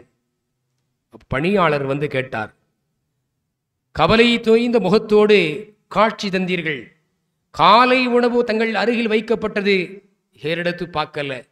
மதியத்திற்கான உணவு வைக்கப்பட்டது, அதையும் நீங்க சாப்பிடல. ஆனால் இப்பொழுது முகமெல்லாம் மலர்ச்சியாக இருக்கிறது, உணவு வேண்டும் என்று தாங்களே முன்வந்து அழைத்து கேட்கிறீர்களே, என்ன காரணம் அப்படின்னு அதற்கான பதிலை தெரிந்து கொள்வதற்கான ஆவலோடு அந்த சீடர் கேட்கின்ற பொழுது வலிமார்களுடைய தன்மையை நமக்கு புரியணும். சொன்னார்கள், முஹையத்தீன் இப்னு அரபி ரஹ்மத்துல்லாஹி அலைஹி அவர்கள் வாழ்நாளெல்லாம் பெரும் தொல்லை கொடுத்து கொண்டிருந்த மனிதன். அவருடைய பாவங்களை அல்லாஹ் மன்னித்து அவரை அங்கீகரிக்க வேண்டும் என்பதற்காக வேண்டி நான் துஆ செய்தேன். எவ்வளவு நேரங்க, எவ்வளவு நேரம் துஆ செஞ்சோம். நாம இருந்தால் நம்முடைய உறவில் நம்முடைய பெற்றோர்கள் மரணமானால் கூட அல்லாஹ் நம்மை எல்லாம் பாதுகாக்க வேண்டும். துஆவில் பங்கெடுக்காத பிள்ளைகள் இன்றைக்கு பெருகிவிட்டார்கள். இம்ரானுடைய அற்புதமான துஆ வாசகம் இருக்கிறது, வலதுன் சாலிஹுன் யதுஉ லஹு. நல்ல பிள்ளைகள், அவருக்காக துஆ செய்யக்கூடிய பிள்ளை இருக்கும் எல்லாம் காலமெல்லாம் அவருக்கான நன்மைகள் அல்லாஹ் சேர்த்து கொண்டே இருப்பான் என்கிறார்கள் கண்மணி நாயகம் ஸல்லல்லாஹு அலைஹி வஸல்லம் அவர்கள். தாய் வாப்பா உம்மா வஃபாத்து, தொழுகையில் பங்கெடுப்பதை கூட பாரமாக கருதக்கூடிய பிள்ளைகள் இன்றைக்கு இருக்கிறாங்க. எவரோ ஒருவர் அடக்கம் செய்யப்படுகிறார் என்கின்ற கண்ணோட்டத்தில் தூரமாக நின்று நிற்கக்கூடிய பிள்ளைகளும் இருக்கிறார்கள். ஒரு நல்ல மனிதனுடைய தன்மை என்ன தெரியுமா? தன்னுடைய மரணத்திற்கு பின்னாலும் தனக்காக வேண்டி துஆ செய்யக்கூடிய பிள்ளைகள் வேண்டுமே என்று பிரியப்படுவார்கள். சமீபத்தில் ஒரு பெரிய நபரை சந்தித்த பொழுது பேசிட்டு இருக்கும்போது சொல்றாங்க, அவங்க பெண்மக்கள் 2 பெண்மக்கள் உண்டு எனக்கு, ஆண் பிள்ளை இல்லை என்பது எனக்கான வருத்தம். என்ன வருத்தம்? நாமெல்லாம் என்ன நினைப்போம்? ஆண் பிள்ளைன்னா அவங்கள என்ன செஞ்சுக்கிறார், நல்லா பராமரிச்சுக்கிறாரு, பாதுகாத்துக்கிறாரு. அவங்களுடைய வயோதிகமான காலத்தில் அவங்கள பராமரிக்கக்கூடிய அந்த பொறுப்பு அவர் எடுத்துக்கிடுவாரு. அதற்காகத்தான் சொல்றாங்களோ அப்படின்னு நினைப்போம். ஆனால் அவங்க சொன்ன வார்த்தை என்ன தெரியுமா? என்னுடைய அடக்கஸ்தலத்தில் கபரில் வந்து எனக்காக துஆ செய்வதற்கான தகுதியை உள்ள பிள்ளை எனக்கு இல்லையேன்னு வருத்தம் இருக்கு.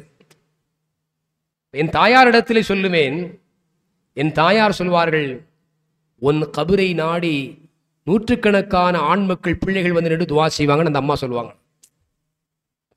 ஒரு சிறந்த ஒரு மனிதர். இளைஞர்கள் எல்லாம் அன்போடும் கண்ணியத்தோடும் இன்றைக்கும் அவர்களுடைய அறிவுரையை கேட்பதற்காக வேண்டி காத்து நிற்கிறார்கள். தாயினுடைய வார்த்தை, மகனே உன்னுடைய கபரை ஜியாரத்து செய்வதற்காக நூற்றுக்கணக்கான ஆண்மக்களை அல்லாஹ் உனக்கு கொண்டு வந்து சேர்ப்பார். அருமையானவர்களே, வலிமார்களுடைய நிலை என்ன தெரியுமா? அவங்க சொல்றாங்க, முஹையத்தீன் இப்னு அரபி ரஹ்மத்துல்லாஹி அலைஹி, அவங்க நான் அல்லாஹ்விடத்திலே கையேந்தி கேட்டேன், அல்லாஹ் மறுத்து விட்டான். அவருக்காக வேண்டி 70,000 தடவை, 70 தடவை அல்ல, 700 முறை அல்ல, 70,000 முறை லா இலாஹ இல்லல்லாஹ் என்ற கலிமாவை ஓதி அவருக்காக நான் ஹதியா செய்தேன். அல்லாஹ் மன்னித்து விட்டான்.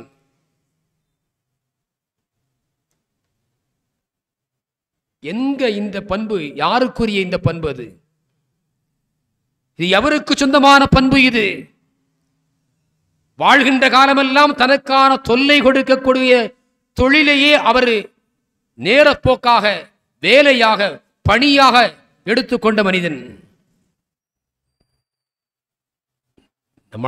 நம்மால் கற்பனை கூட பண்ணி பார்க்க முடியாது.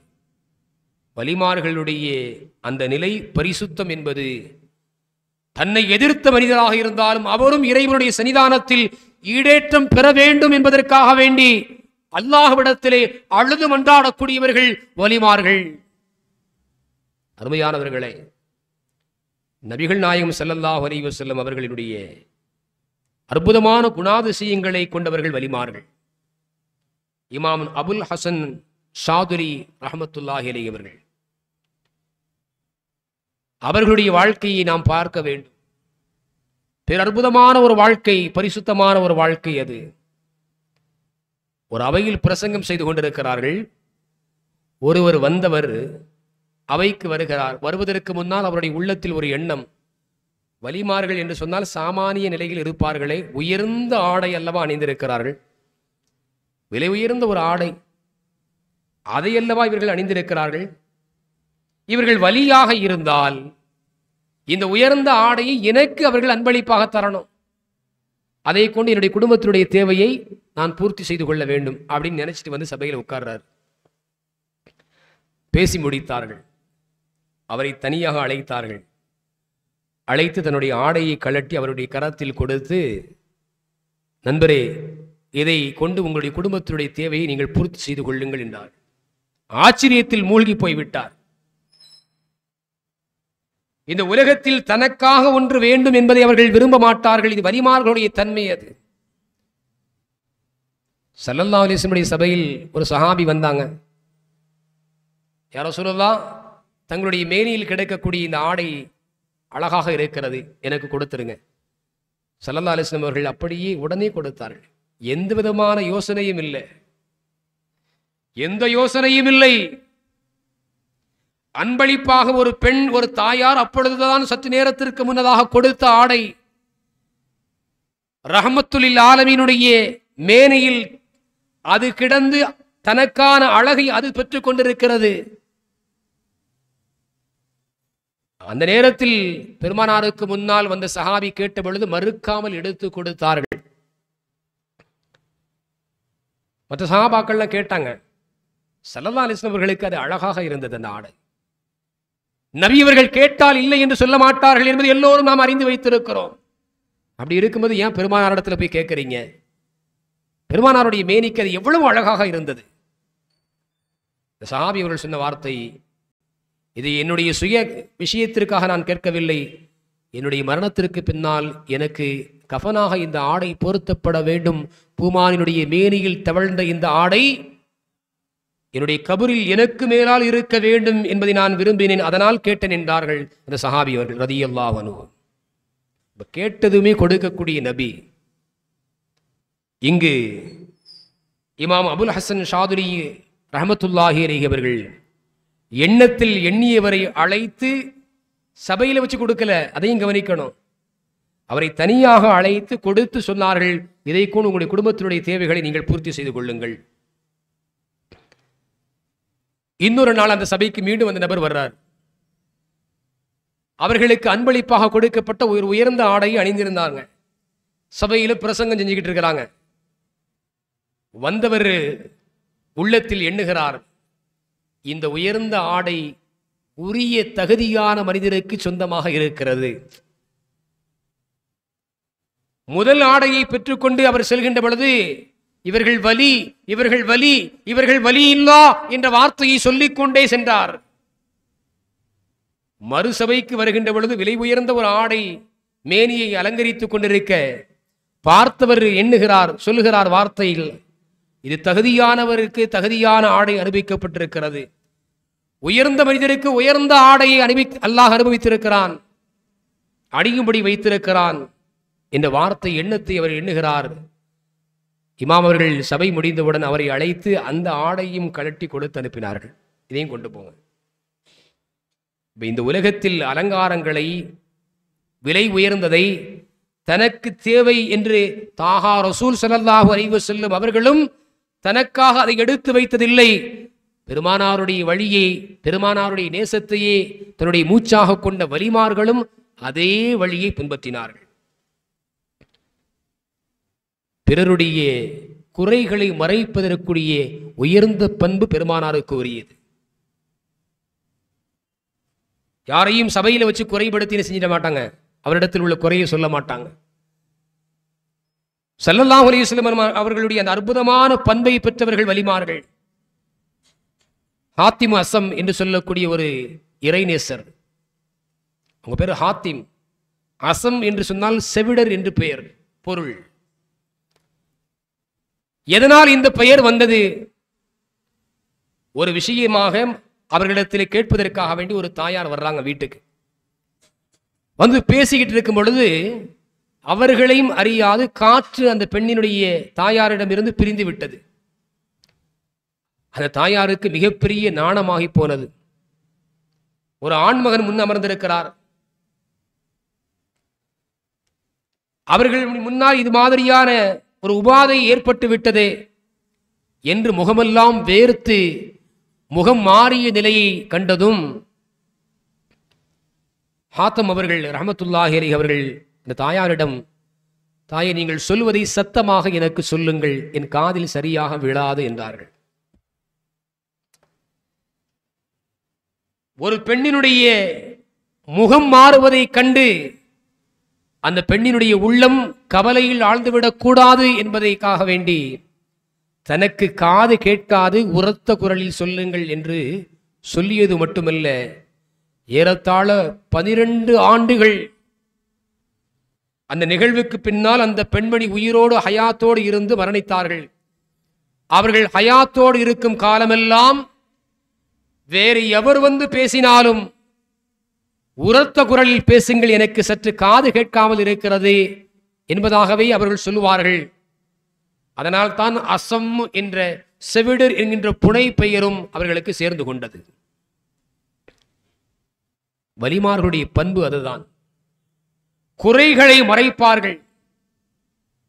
அருமையானவர்களே, நிறைவான செய்திகள் இருக்கிறது. சையது அஹ்மது அல் வதவி ரஹ்மத்துல்லாஹி அலைஹி அவர்கள் அற்புதமான உபதேசத்தை செய்கிறாங்க. எவருடைய இதயம் மாசின்றி தெளிவு பெறவில்லையோ அவருக்கு இம்மையிலும் மறுமையிலும் மாண்பு இல்லை என்கிறார்கள். இந்த உபதேசங்களை எல்லாம் உள்வாங்கணும். உள்ளம் அழுக்கா இருக்குன்னு சொன்னா உலகத்திலையும் மறுமையிலையும் நமக்கு மதிப்பு இல்லை. நபிகள் நாயகம் ஸல்லல்லாஹு அலைஹி வஸல்லம் அவர்கள் அல்லாஹ்விடத்திலே பரிசுத்தமான உள்ளத்தை கேட்டார்கள். பரிசுத்தமான உள்ளம் நன்றி செலுத்தக்கூடிய உள்ளமாக இருக்குமேயானால் அது பாக்கியம் என்று சொன்னார்கள். அர்பவுன் மன் ஊதியஹுன்ன ஃபகத் ஊதிய கைரத் துன்யா வல் ஆখিরা. 4 விஷயங்கள் யார் கொடுக்கப்பட்டிருக்கிறாரோ இந்த உலகம் மறுமையினுடைய நலவுகள் ஒட்டுமொத்தமாக அவர் கொடுக்கப்பட்டிருக்கிறார் என்று சொன்னவர்கள் முதலாவதாக அவர்கள் சொன்ன வார்த்தை கல்புன் ஷாக்கிருன், நன்றி செலுத்தக்கூடிய உள்ளம் என்றார்கள். நன்றி செலுத்தக்கூடிய உள்ளம் அது அழுக்கற்ற உள்ளமாக இருந்தால்தான் அதனால் நன்றி செலுத்த முடியும். அழுக்கில்லாத உள்ளத்தை பெறாதவர் இம்மையிலும் மறுமையில் நற்பேறுகளை பெற முடியாது என்கிறார்கள். எவரிடத்தில் அடக்கம் இல்லையோ அவனின் அறிவால் அவனுக்கு எந்த பயனும் இல்லை என்கிறார்கள். சையதுனா அஹமது அல் பதவி ரஹமத்துல்லாஹி அலைஹி அவர்கள், கௌசுல் ஆலம் அவர்கள் தன்னை குறித்து சொல்கின்ற பொழுது, இவ்வளவு உயர்வான ஸ்தானத்தை நீங்கள் அடைந்ததற்கான காரணம் என்ன என்று கேட்கப்பட்ட பொழுது தன்னுடைய பணிவு என்று பதில் சொன்னார்கள். கௌசுல் ஆலம் ரஹமத்துல்லாஹி அலைஹி அவர்கள் தன்னுடைய பணிவுதான் காரணம் என்பதாக முன்வைத்தார்கள். என்றால் பணிவு என்பது மிக அவசியம். இங்கு அஹமது அல் பதவி ரஹமத்துல்லாஹி அலைஹி அவர்கள் சொல்கிறார்கள், எவனிடத்தில் அடக்கம் பணிவு இல்லையோ அவனுடைய அறிவு அவனுக்கு பயன் தராது.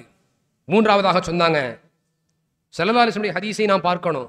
மன் தவாலா லில்லாஹி ரஃபஅஹுல்லாஹ், எவர் அல்லாஹ்விற்காக பணிவை மேற்கொள்கிறாரோ அல்லாஹ் அவரை உயர்த்துவான் என்கிறார்கள் முஹம்மது ஸல்லல்லாஹு அலைஹி வஸல்லம். மூன்றாவது செய்தி, எவரிடம் ஈகை குணம் இல்லையோ அவருக்கு அவருடைய செல்வத்தை அனுபவிக்கும் நற்பேற்றினை அல்லாஹ் தரமாட்டான். ஈகை குணம் இருக்கணும்.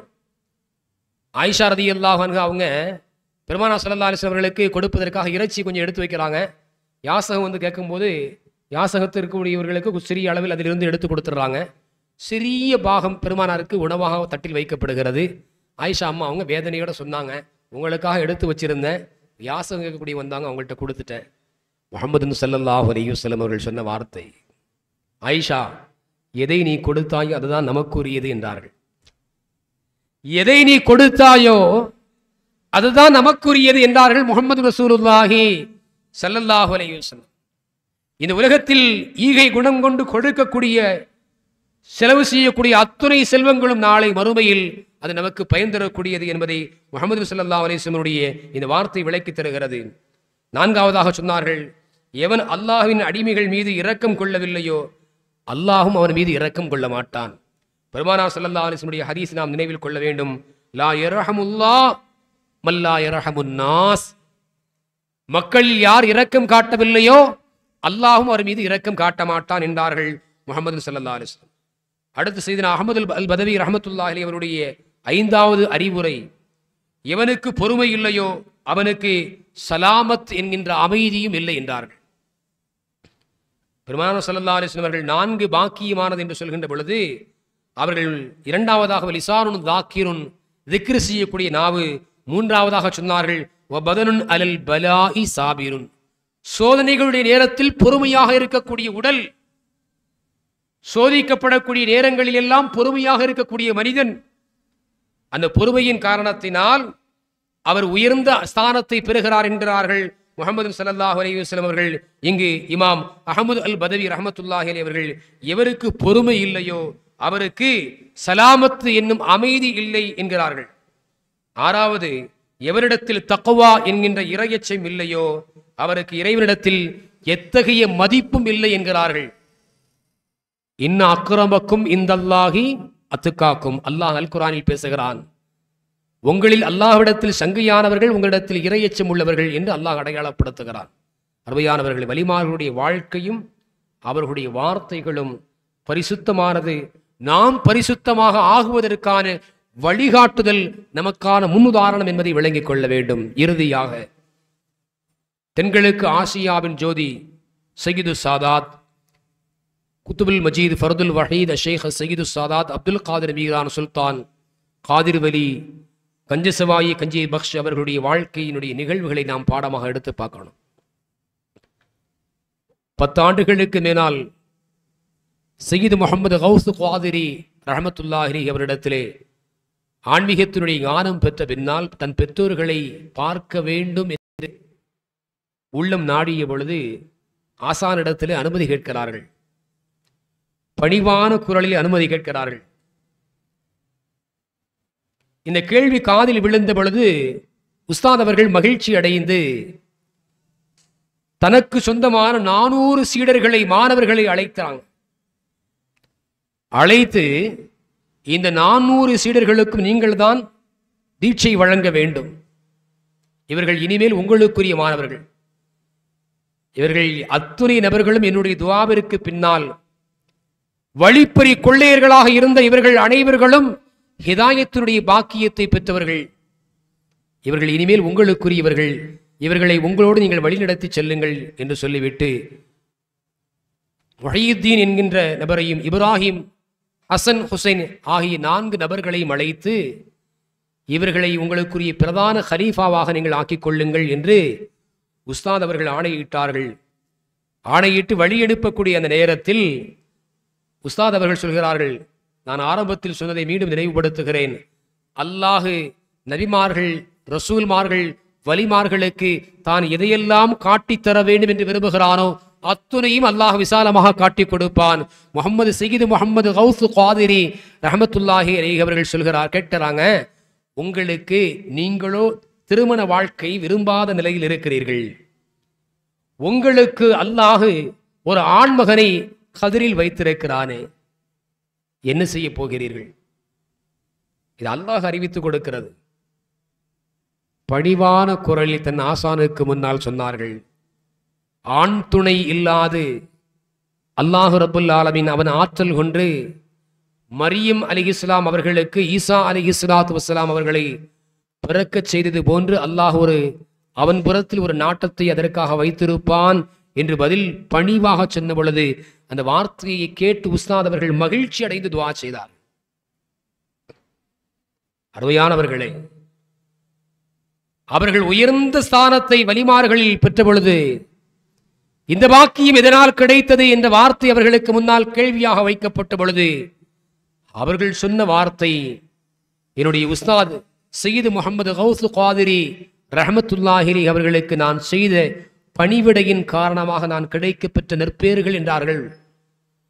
அருமையானவர்கள், எந்த இடத்திலும் தனக்கு கல்வி கற்றுக் கொடுத்த ஆசான்களையும் தன்னை சார்ந்தவர்களையும் மிக உயர்வாக கருதக்கூடிய பரிசுத்தமான வாழ்க்கையை வாழ்ந்தவர்கள் வலிமார்கள் என்பதையும் ஷாஹே மீரான் சுல்தான் அப்துல் காதிர் வலியுல்லா கஞ்சி சவாயி கஞ்சி பக்ஷ் அவர்களுடைய வாழ்க்கையின் மூலமாக நமக்கான நிறைவான பாடங்களை அல்லாஹ் தந்து கொண்டிருக்கிறான். ஒன்றை மட்டும் நான் கேள்வியாக முன்வைத்து என்னுடைய நிகழ்வை நிறைவு செய்கிறேன். யாரை வேண்டுமானாலும் எடுத்துக்கொள்ளுங்கள், என்னுடைய உள்ளத்தில் அடிக்கடி எழக்கூடிய ஒரு எண்ணம், மிகச்சிறந்த ஒரு அரசனாக இருந்தாலும் இப்படி மக்கள் எல்லோரும் ஒன்று கூடி அவர்களுக்கு முன்னின்று சலாம் சொல்வதற்கான வாய்ப்பை பெற முடியுமா? எந்த விதமான அழைப்புகளும் இல்லாமல் தினந்தோறும் லட்சக்கணக்கான மக்கள், நூற்றுக்கணக்கான ஆயிரக்கணக்கான லட்சக்கணக்கானவர்கள் இந்த திருவாசலில் வந்து நிற்கிறார்கள். சில நிமிடங்கள் நிற்பதையே பாக்கியமாக கருதுகிறார்கள். அவர்களுடைய திருநாமம் மொழிவதை மகிழ்ச்சியோடு அவர்கள் உச்சரிக்கிறார்கள். கடந்த காலத்தினுடைய சிரமங்கள் எல்லாம் அவர்களுடைய பரக்கத்து கொண்டு எங்களுடைய வாழ்க்கையை விட்டு வெகு தூரம் கடந்து விட்டது என்று உச்சரிக்கிறார்கள். இது யாரால் சாத்தியப்படும்? நாடாளக்கூடிய ஒரு அரசனாக இருந்தாலும் தன் மறைவுக்கு பின்னால் தன் மறைவிடத்தை மக்கள் எல்லாம் தரிசிக்க வேண்டும் என்று ஆணையிட்டிருந்தால் மக்கள் இப்படி ஒன்று கூடியிருப்பார்களா? இப்படி வருவாங்களா? 468 ஆண்டு மறைவின் பின்னாலும் இன்றும் அவர்களுடைய பூத உடல் மறைந்திருக்கக்கூடிய இந்த இடத்திற்கு வருகை தந்து அவர்கள் முன்னின்று சலாம் சொல்லி தன்னுடைய தேவைகளை எல்லாம் அவர்களின் பரக்கத்து கொண்டு அல்லாஹ்விடத்திலே முன்வைக்கிறார்கள் என்று சொன்னால், அருமையானவர்களே, பரிசுத்தமான ஒரு வாழ்க்கையை அவர்கள் வாழ்ந்ததினுடைய வெளிப்பாடு, பரிசுத்தமான ஒரு எண்ணத்தை, தூய்மையான உள்ளத்தை அவர்கள் பெற்றதினுடைய வெளிப்பாடு. பயகம்பர் நபி ஸல்லல்லாஹு அலைஹி வஸல்லம் அவர்களை உளப்பூர்வமாக நேசித்து அவர்கள் கொண்டு வந்த சத்திய மார்க்கத்திற்காக வேண்டி தன் வாழ்நாள் முழுவதையுமே அவர்கள் அர்ப்பணித்ததனுடைய அடையாளம் அல்லாஹ். இன்று வரையிலும் இனி வரக்கூடிய காலங்களிலும் அவர்களுடைய வாசல்களில் இறை நம்பிக்கையாளர்கள் ஆயிரக்கணக்கான லட்சக்கணக்கான நபர்களை வந்து நிற்கும்படியான நிலையை அல்லாஹ் வைத்துக் கொண்டிருக்கிறான். நாம் கண்கூடாக பார்த்து கொண்டிருக்கிறோம். அல்லாஹ் ரப்புல் ஆலமீன் இத்தகைய பரிசுத்தமான வாழ்க்கையை வாழ்ந்த நபிமார்கள், ரசூல்மார்கள், சஹாபாக்கள், குறிப்பாக வலிமார்கள், இவர்களுடைய நல்ல துஆக்களை பெற்ற நல்லோர்களாக, பரிசுத்தவான்களாக ரப்புல் ஆலமீன் நம்முடைய வாழ்க்கையும் அவர்களுடைய பரக்கத்து கொண்டு ஆக்கி அருள்வானாக. அல்லாஹ் ரப்புல் ஆலமீன் நம்முடைய எல்லா வகையான எண்ணங்களையும் ஆகுமான நாட்டங்களை அல்லாஹ் அங்கீகரிப்பானாக.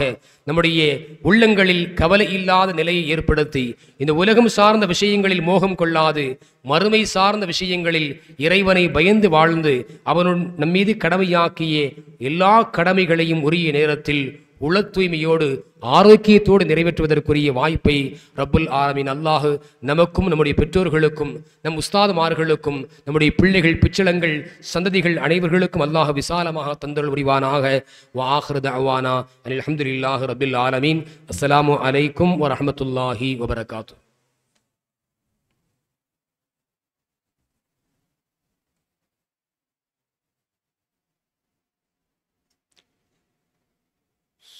அஸ்ஸலாமு அலைக்கும்.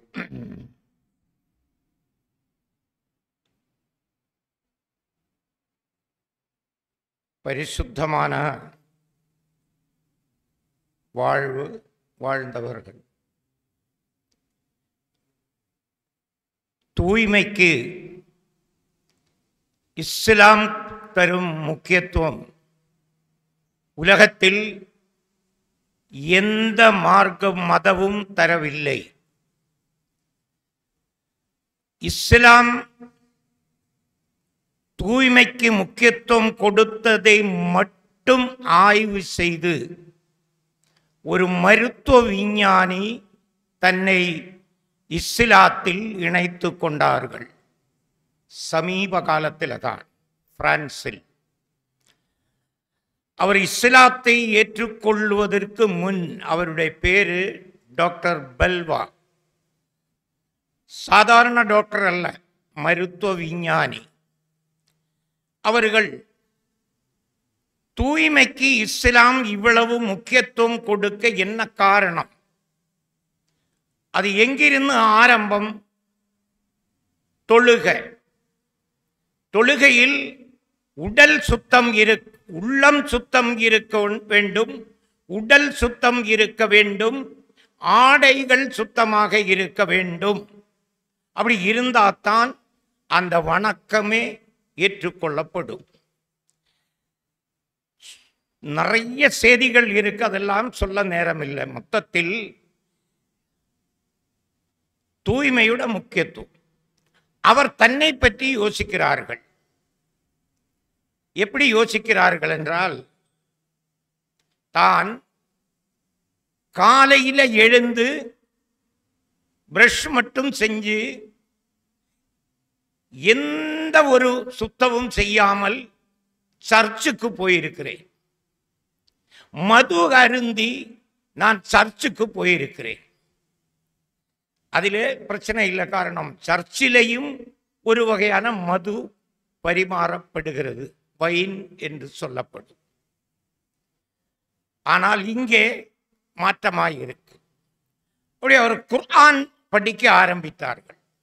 சூரத்துல் மாயிதா, தூய்மையை பற்றி அதிகம் வசனங்கள் இடம்பெற்ற அந்த சூரத்தை அவர் கவனமாக படிக்கிறார்கள். படித்து அவர் தன்னை இஸ்லாத்தில் இணைத்து கொண்டார்கள்.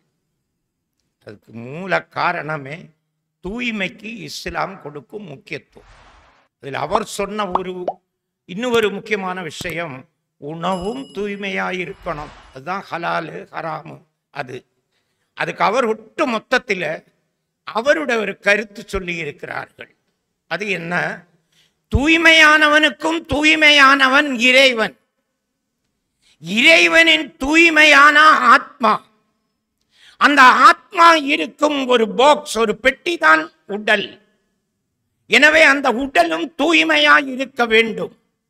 அந்த உடல் அணியும் ஆடையும் தூய்மையாய் இருக்க வேண்டும்.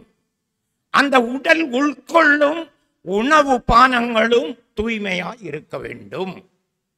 இப்படி அவருடைய கருத்தையும் சொல்லி அவர் இஸ்லாத்தை ஏற்றுக்கொண்டார்கள். ஏற்றுக்கொண்டு அலி சல்மான் பல்வா என்றவர் பேர் வைத்தார்கள். ஒரு பத்திரிகையாளர் சந்திப்பில், என்னங்க இந்த 3 பேர் வச்சிருக்கு, அலி சல்மான் பல்வா, அதுதான் அவருடைய தற்போதைய பேரு. அதுக்கு அவர் ஒரு விளக்கம் தருகிறார்கள். கண்மணி நாயகம் ரசூலுல்லாஹி ஸல்லல்லாஹு அலைஹி வஸல்லம் அவர்கள் அலி ரலியல்லாஹு அன்ஹு அவர்களே அதிகமாக பிரியம் வைத்தார்கள். அலி ரலியல்லாஹு அன்ஹு அவர்கள் ஸல்லல்லாஹு அலைஹி வஸல்லமை அதிகமாக பிரியம் வைத்தார்கள். எனவே அந்த அலியை நான் அதிகமாக பிரியம் வைக்கின்றேன், எனக்கு அலி என்ற பெயர் வைத்தேன். சரி, சல்மான் என்ற பெயர் வைத்தது காரணம் என்ன?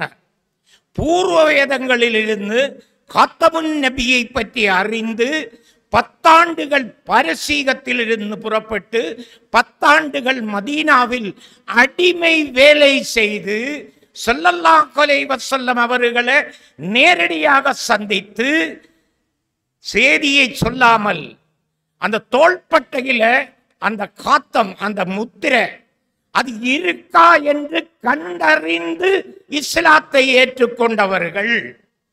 கந்தக் போர்க்களத்தில் சல்மானுல் பாரிசி ரலியல்லாஹு அன்ஹு அவர்களுடைய யுக்தி தான் இஸ்லாத்துக்கு வெற்றியை அளித்தது. அவ கந்தக்கில் ஒரு நிகழ்ச்சி நடந்தது. இவருடைய திறமையை பாராட்டும் முகமாக அன்சாரிகள் என்ன சொன்னார்கள்? சல்மானுல் பாரிசி எங்களுடைய கூட்டத்தில் சேர்ந்தவர். முஹாஜிர்கள் சொன்னார்கள், நாங்கள் முஹாஜிர்கள் தான், ஆனால் சல்மானுல் பாரிசியை நாங்கள் விட்டு தர மாட்டோம், அவர் எங்களுடைய குடும்பக்காரர் என்று சொன்னார்கள். அப்பொழுது ஸல்லல்லாஹு அலைஹி வஸல்லம் அவர்கள் என்ன சொன்னார்கள்? அல்லையோ அன்சாரிகளே, முஹாஜிர்களே, உங்களுக்கிடையில் ஒரு விவாதமே தேவையில்லை. சல்மானுல் பாரிசி ரலியல்லாஹு அன்ஹு உங்க 2 கூட்டத்தாருக்கும் சேர்ந்தவர் இல்லை, அவர் என்னுடைய கூட்டத்தில் சேர்ந்தவர், அஹ்லுல் பைத் என்று நபிகள் நாயகம் ஸல்லல்லாஹு அலைஹி வஸல்லம். அப்படி நபிகள் நாயகம் ஸல்லல்லாஹு அலைஹி வஸல்லம் அவர்கள் மீது சல்மானுல் பாரிசி அதிகம் பிரியம் வைத்திருந்தார்கள். ஸல்லல்லாஹு அலைஹி வஸல்லம் தன்னுடைய குடும்பத்தில் சேர்ந்தவர் அவரை கௌரவித்தார்கள். எனவே சல்மான் என்ற பெயரையும் நான் வைத்தேன். அல்ஹம்துலில்லாஹ்.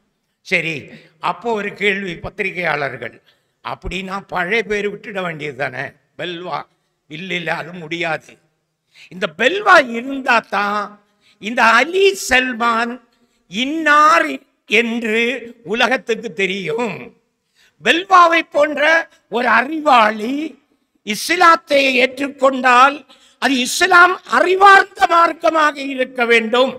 அதை கண்டு ஒரு 10 பேர் இஸ்லாத்துக்கு வர்றதுக்கு வாய்ப்பு இருக்கு. அதனால தான் பெல்வா என்ற இந்த பேரு நான் வைத்திருக்கிறேன் என்று அவர் சொன்னார்கள். பாருங்களேன், ஒரு நவ முஸ்லிம் அவர் எப்படி இப்படி எல்லாம் பேர். இப்ப நாங்கள் எங்களை போன்றவர்கள் என்னதான் சொன்னாலும் ஒரு அளவுக்கு தான் மதிப்பும் மரியாதையும் எல்லாம். அது இங்கேயும் நான் அனுபவிச்சுட்டு தான் இருக்கு. என்னோட பயான் கேட்க எல்லாரும் வரமாட்டாங்க. அதுக்கு என்ன சொல்றாருன்னா, அவர் என்னதான் கத்தி பேசினாலும் ஆலிம் இல்லையே. எனக்கு அது கேட்கும்போது கொஞ்சம் மன வருத்தம் இருக்கு. உண்மையிலே அந்த வருத்தத்தையும் இங்கே பதிவு செய்கிறேன். இப்ப பேசுவதும் அந்த மன வருத்தத்தோட தான். அல்ஹம்துலில்லாஹ், அல்லாஹ் அறிவான். அப்போ ஹஜ்ரத் அவர்கள் பரிசுத்தமாக வாழ்ந்தவர்கள். அவர்கள் பரிசுத்தமாக வாழ்ந்தால்தான் பரிசுத்தமான சுவர்க்கத்தை அடைந்து தூய்மையாளருக்கும் தூய்மையான அல்லாஹுவை அடைய முடியும். எனவே அருமையான மூமின்களே, அந்த தூய்மையான பரிசுத்தமான வாழ்க்கையை நடைமுறைப்படுத்தி பரிசுத்தமான சுவர்க்கத்தில் நுழைந்து அல்லாஹுவினுடைய புனித லிக்காகை பார்க்கக்கூடிய பாக்கியசாலிகளில் அல்லாஹ் நாம் அனைவர்களையும் ஆக்கி அருள் புரிவானாக. ஃபரீதுலி நான் ஹசன் ஹாஜி அவர்கள் குர்ஆன் ஓதும்போது அப்போவே மனசுல கருதியது ஒரு செய்தி குர்ஆன் சம்பந்தப்பட்டு சொல்லணும். ரொம்ப ரொம்ப அற்புதமான செய்தி. அது ஒரு இஸ்லாத்தில் வந்தவர். அது அப்போ சொன்னா ஃபரீத உஸ்தாதினுடைய நேரத்தை நான் கொள்ளையடித்த மாதிரி இருக்கும். அது ஒரு அதபில்லாமல் போயிடும். இனி அது சொல்கிறதுக்கு நேரமும் இல்லை. சரி, இனி வருங்காலத்தில் நமக்கு ஸ்பேஸ் 2 வரி தான், ஆனால் நேரம் இல்லை. அதிரத்தவர்கள் அவர்களுக்கு வழங்கப்பட்ட தலைப்பில் அற்புதமாக உரை நிகழ்த்தி இருக்கிறார்கள். எல்லோரும் அமைதியாக அவருடைய வார்த்தைகளை காதில் வாங்கி இருக்கு. நிறைய படிப்பினைகள் நிரம்பிய வரலாறுகளை அவர்கள் சொல்லி இருக்கிறார்கள். அவர்களுக்கு நோயற்ற பாதுஷா நாயகம் அவர்களின் புரட்டால் நோயற்ற வாழ்வையும் உடல் ஆரோக்கியத்தையும் நல்ல ஞாபக சக்தியையும் குர்ஆனின் ஞானத்தையும் நபிகள் நாயகம் ஸல்லல்லாஹு அலைஹி வஸல்லம் அவர்களை பற்றிய யதார்த்தத்தையும் அவர்களுடைய திரு ஷரியத்து சட்டங்களை பற்றிய ஞானங்களும் உஸ்தாதுமார்கள் பெற்றோர்களுடைய பொருத்தத்தையும் ஈமான் சலாமத்தையும் பாதுஷா நாயகம் அவர்களின் புரட்டால் யா அல்லாஹ் ஹஜ்ரத் அவர்களுக்கு வழங்கி அருள் புரிவாயாக என்று துவா செய்கிறேன்.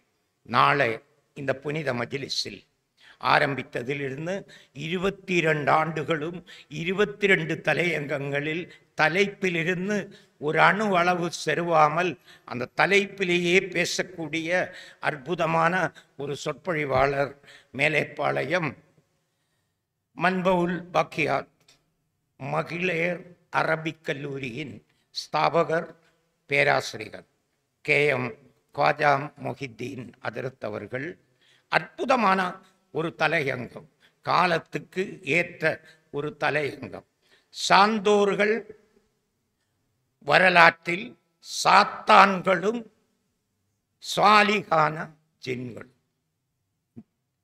இந்த காலத்தில் பேச வேண்டிய தலைப்பு.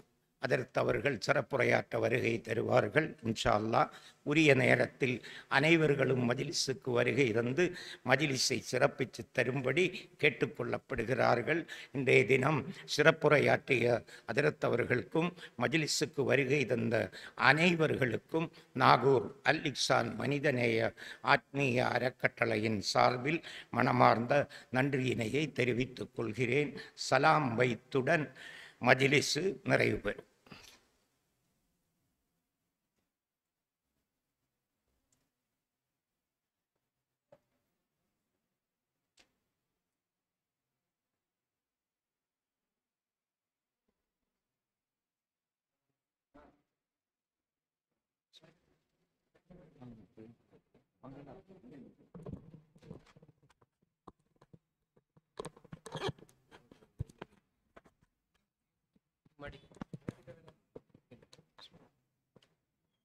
صلى الله على محمد صلى الله عليه وسلم صلى الله على محمد صلى الله عليه وسلم صلى الله على محمد يا ربي صل وسلم يا نبي سلام عليكم يا رسول سلام عليكم يا حبيب سلام عليكم صلوات الله عليكم أشرق البدر علينا فاختفت منه البدور مثل حسنك ما رأينا قد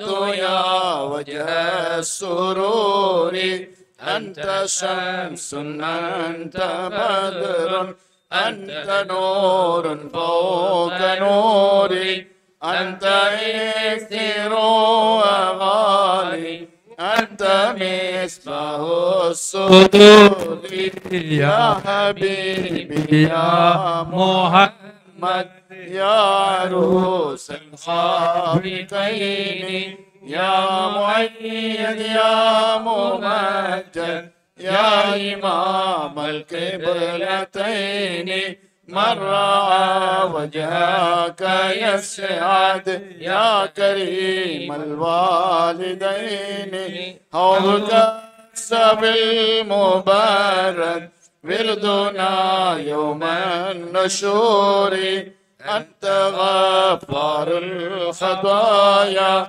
والذنوب الموبقات، أنت ستار المساوي ومقيل العثرات، يا ولي الحسنات يا رفيع الدرجات، فاغفر عني ذنوبي واغفر عن سيئاتي، عالم سر وأخفى مستجيب الدعوات، رب ارحمنا جميعا بجميع الصالحات، لا إله إلا الله لا إله إلا الله لا إله إلا الله محمد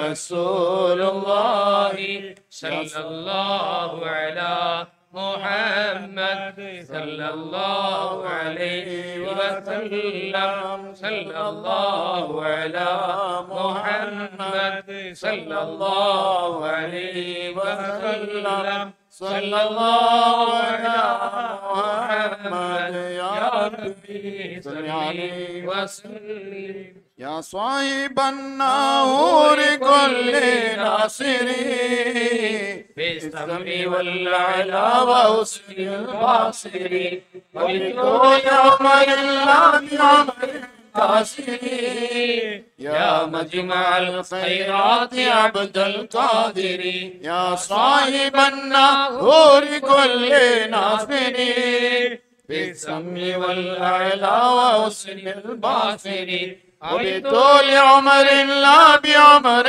قاصر، يا مجمع الخيرات عبد القادر، يا صاحب النور كل ناصر بالسمع والأعلى وحسن البصر، وبطول عمر لا بعمر قاصر، يا مجمع الخيرات عبد القادر، صلى الله على محمد صلى الله عليه وسلم، صلى الله على محمد صلى الله عليه وسلم، صلى الله على محمد يا ربي صل عليه وسلم. السلام عليكم ورحمة الله تعالى وبركاته.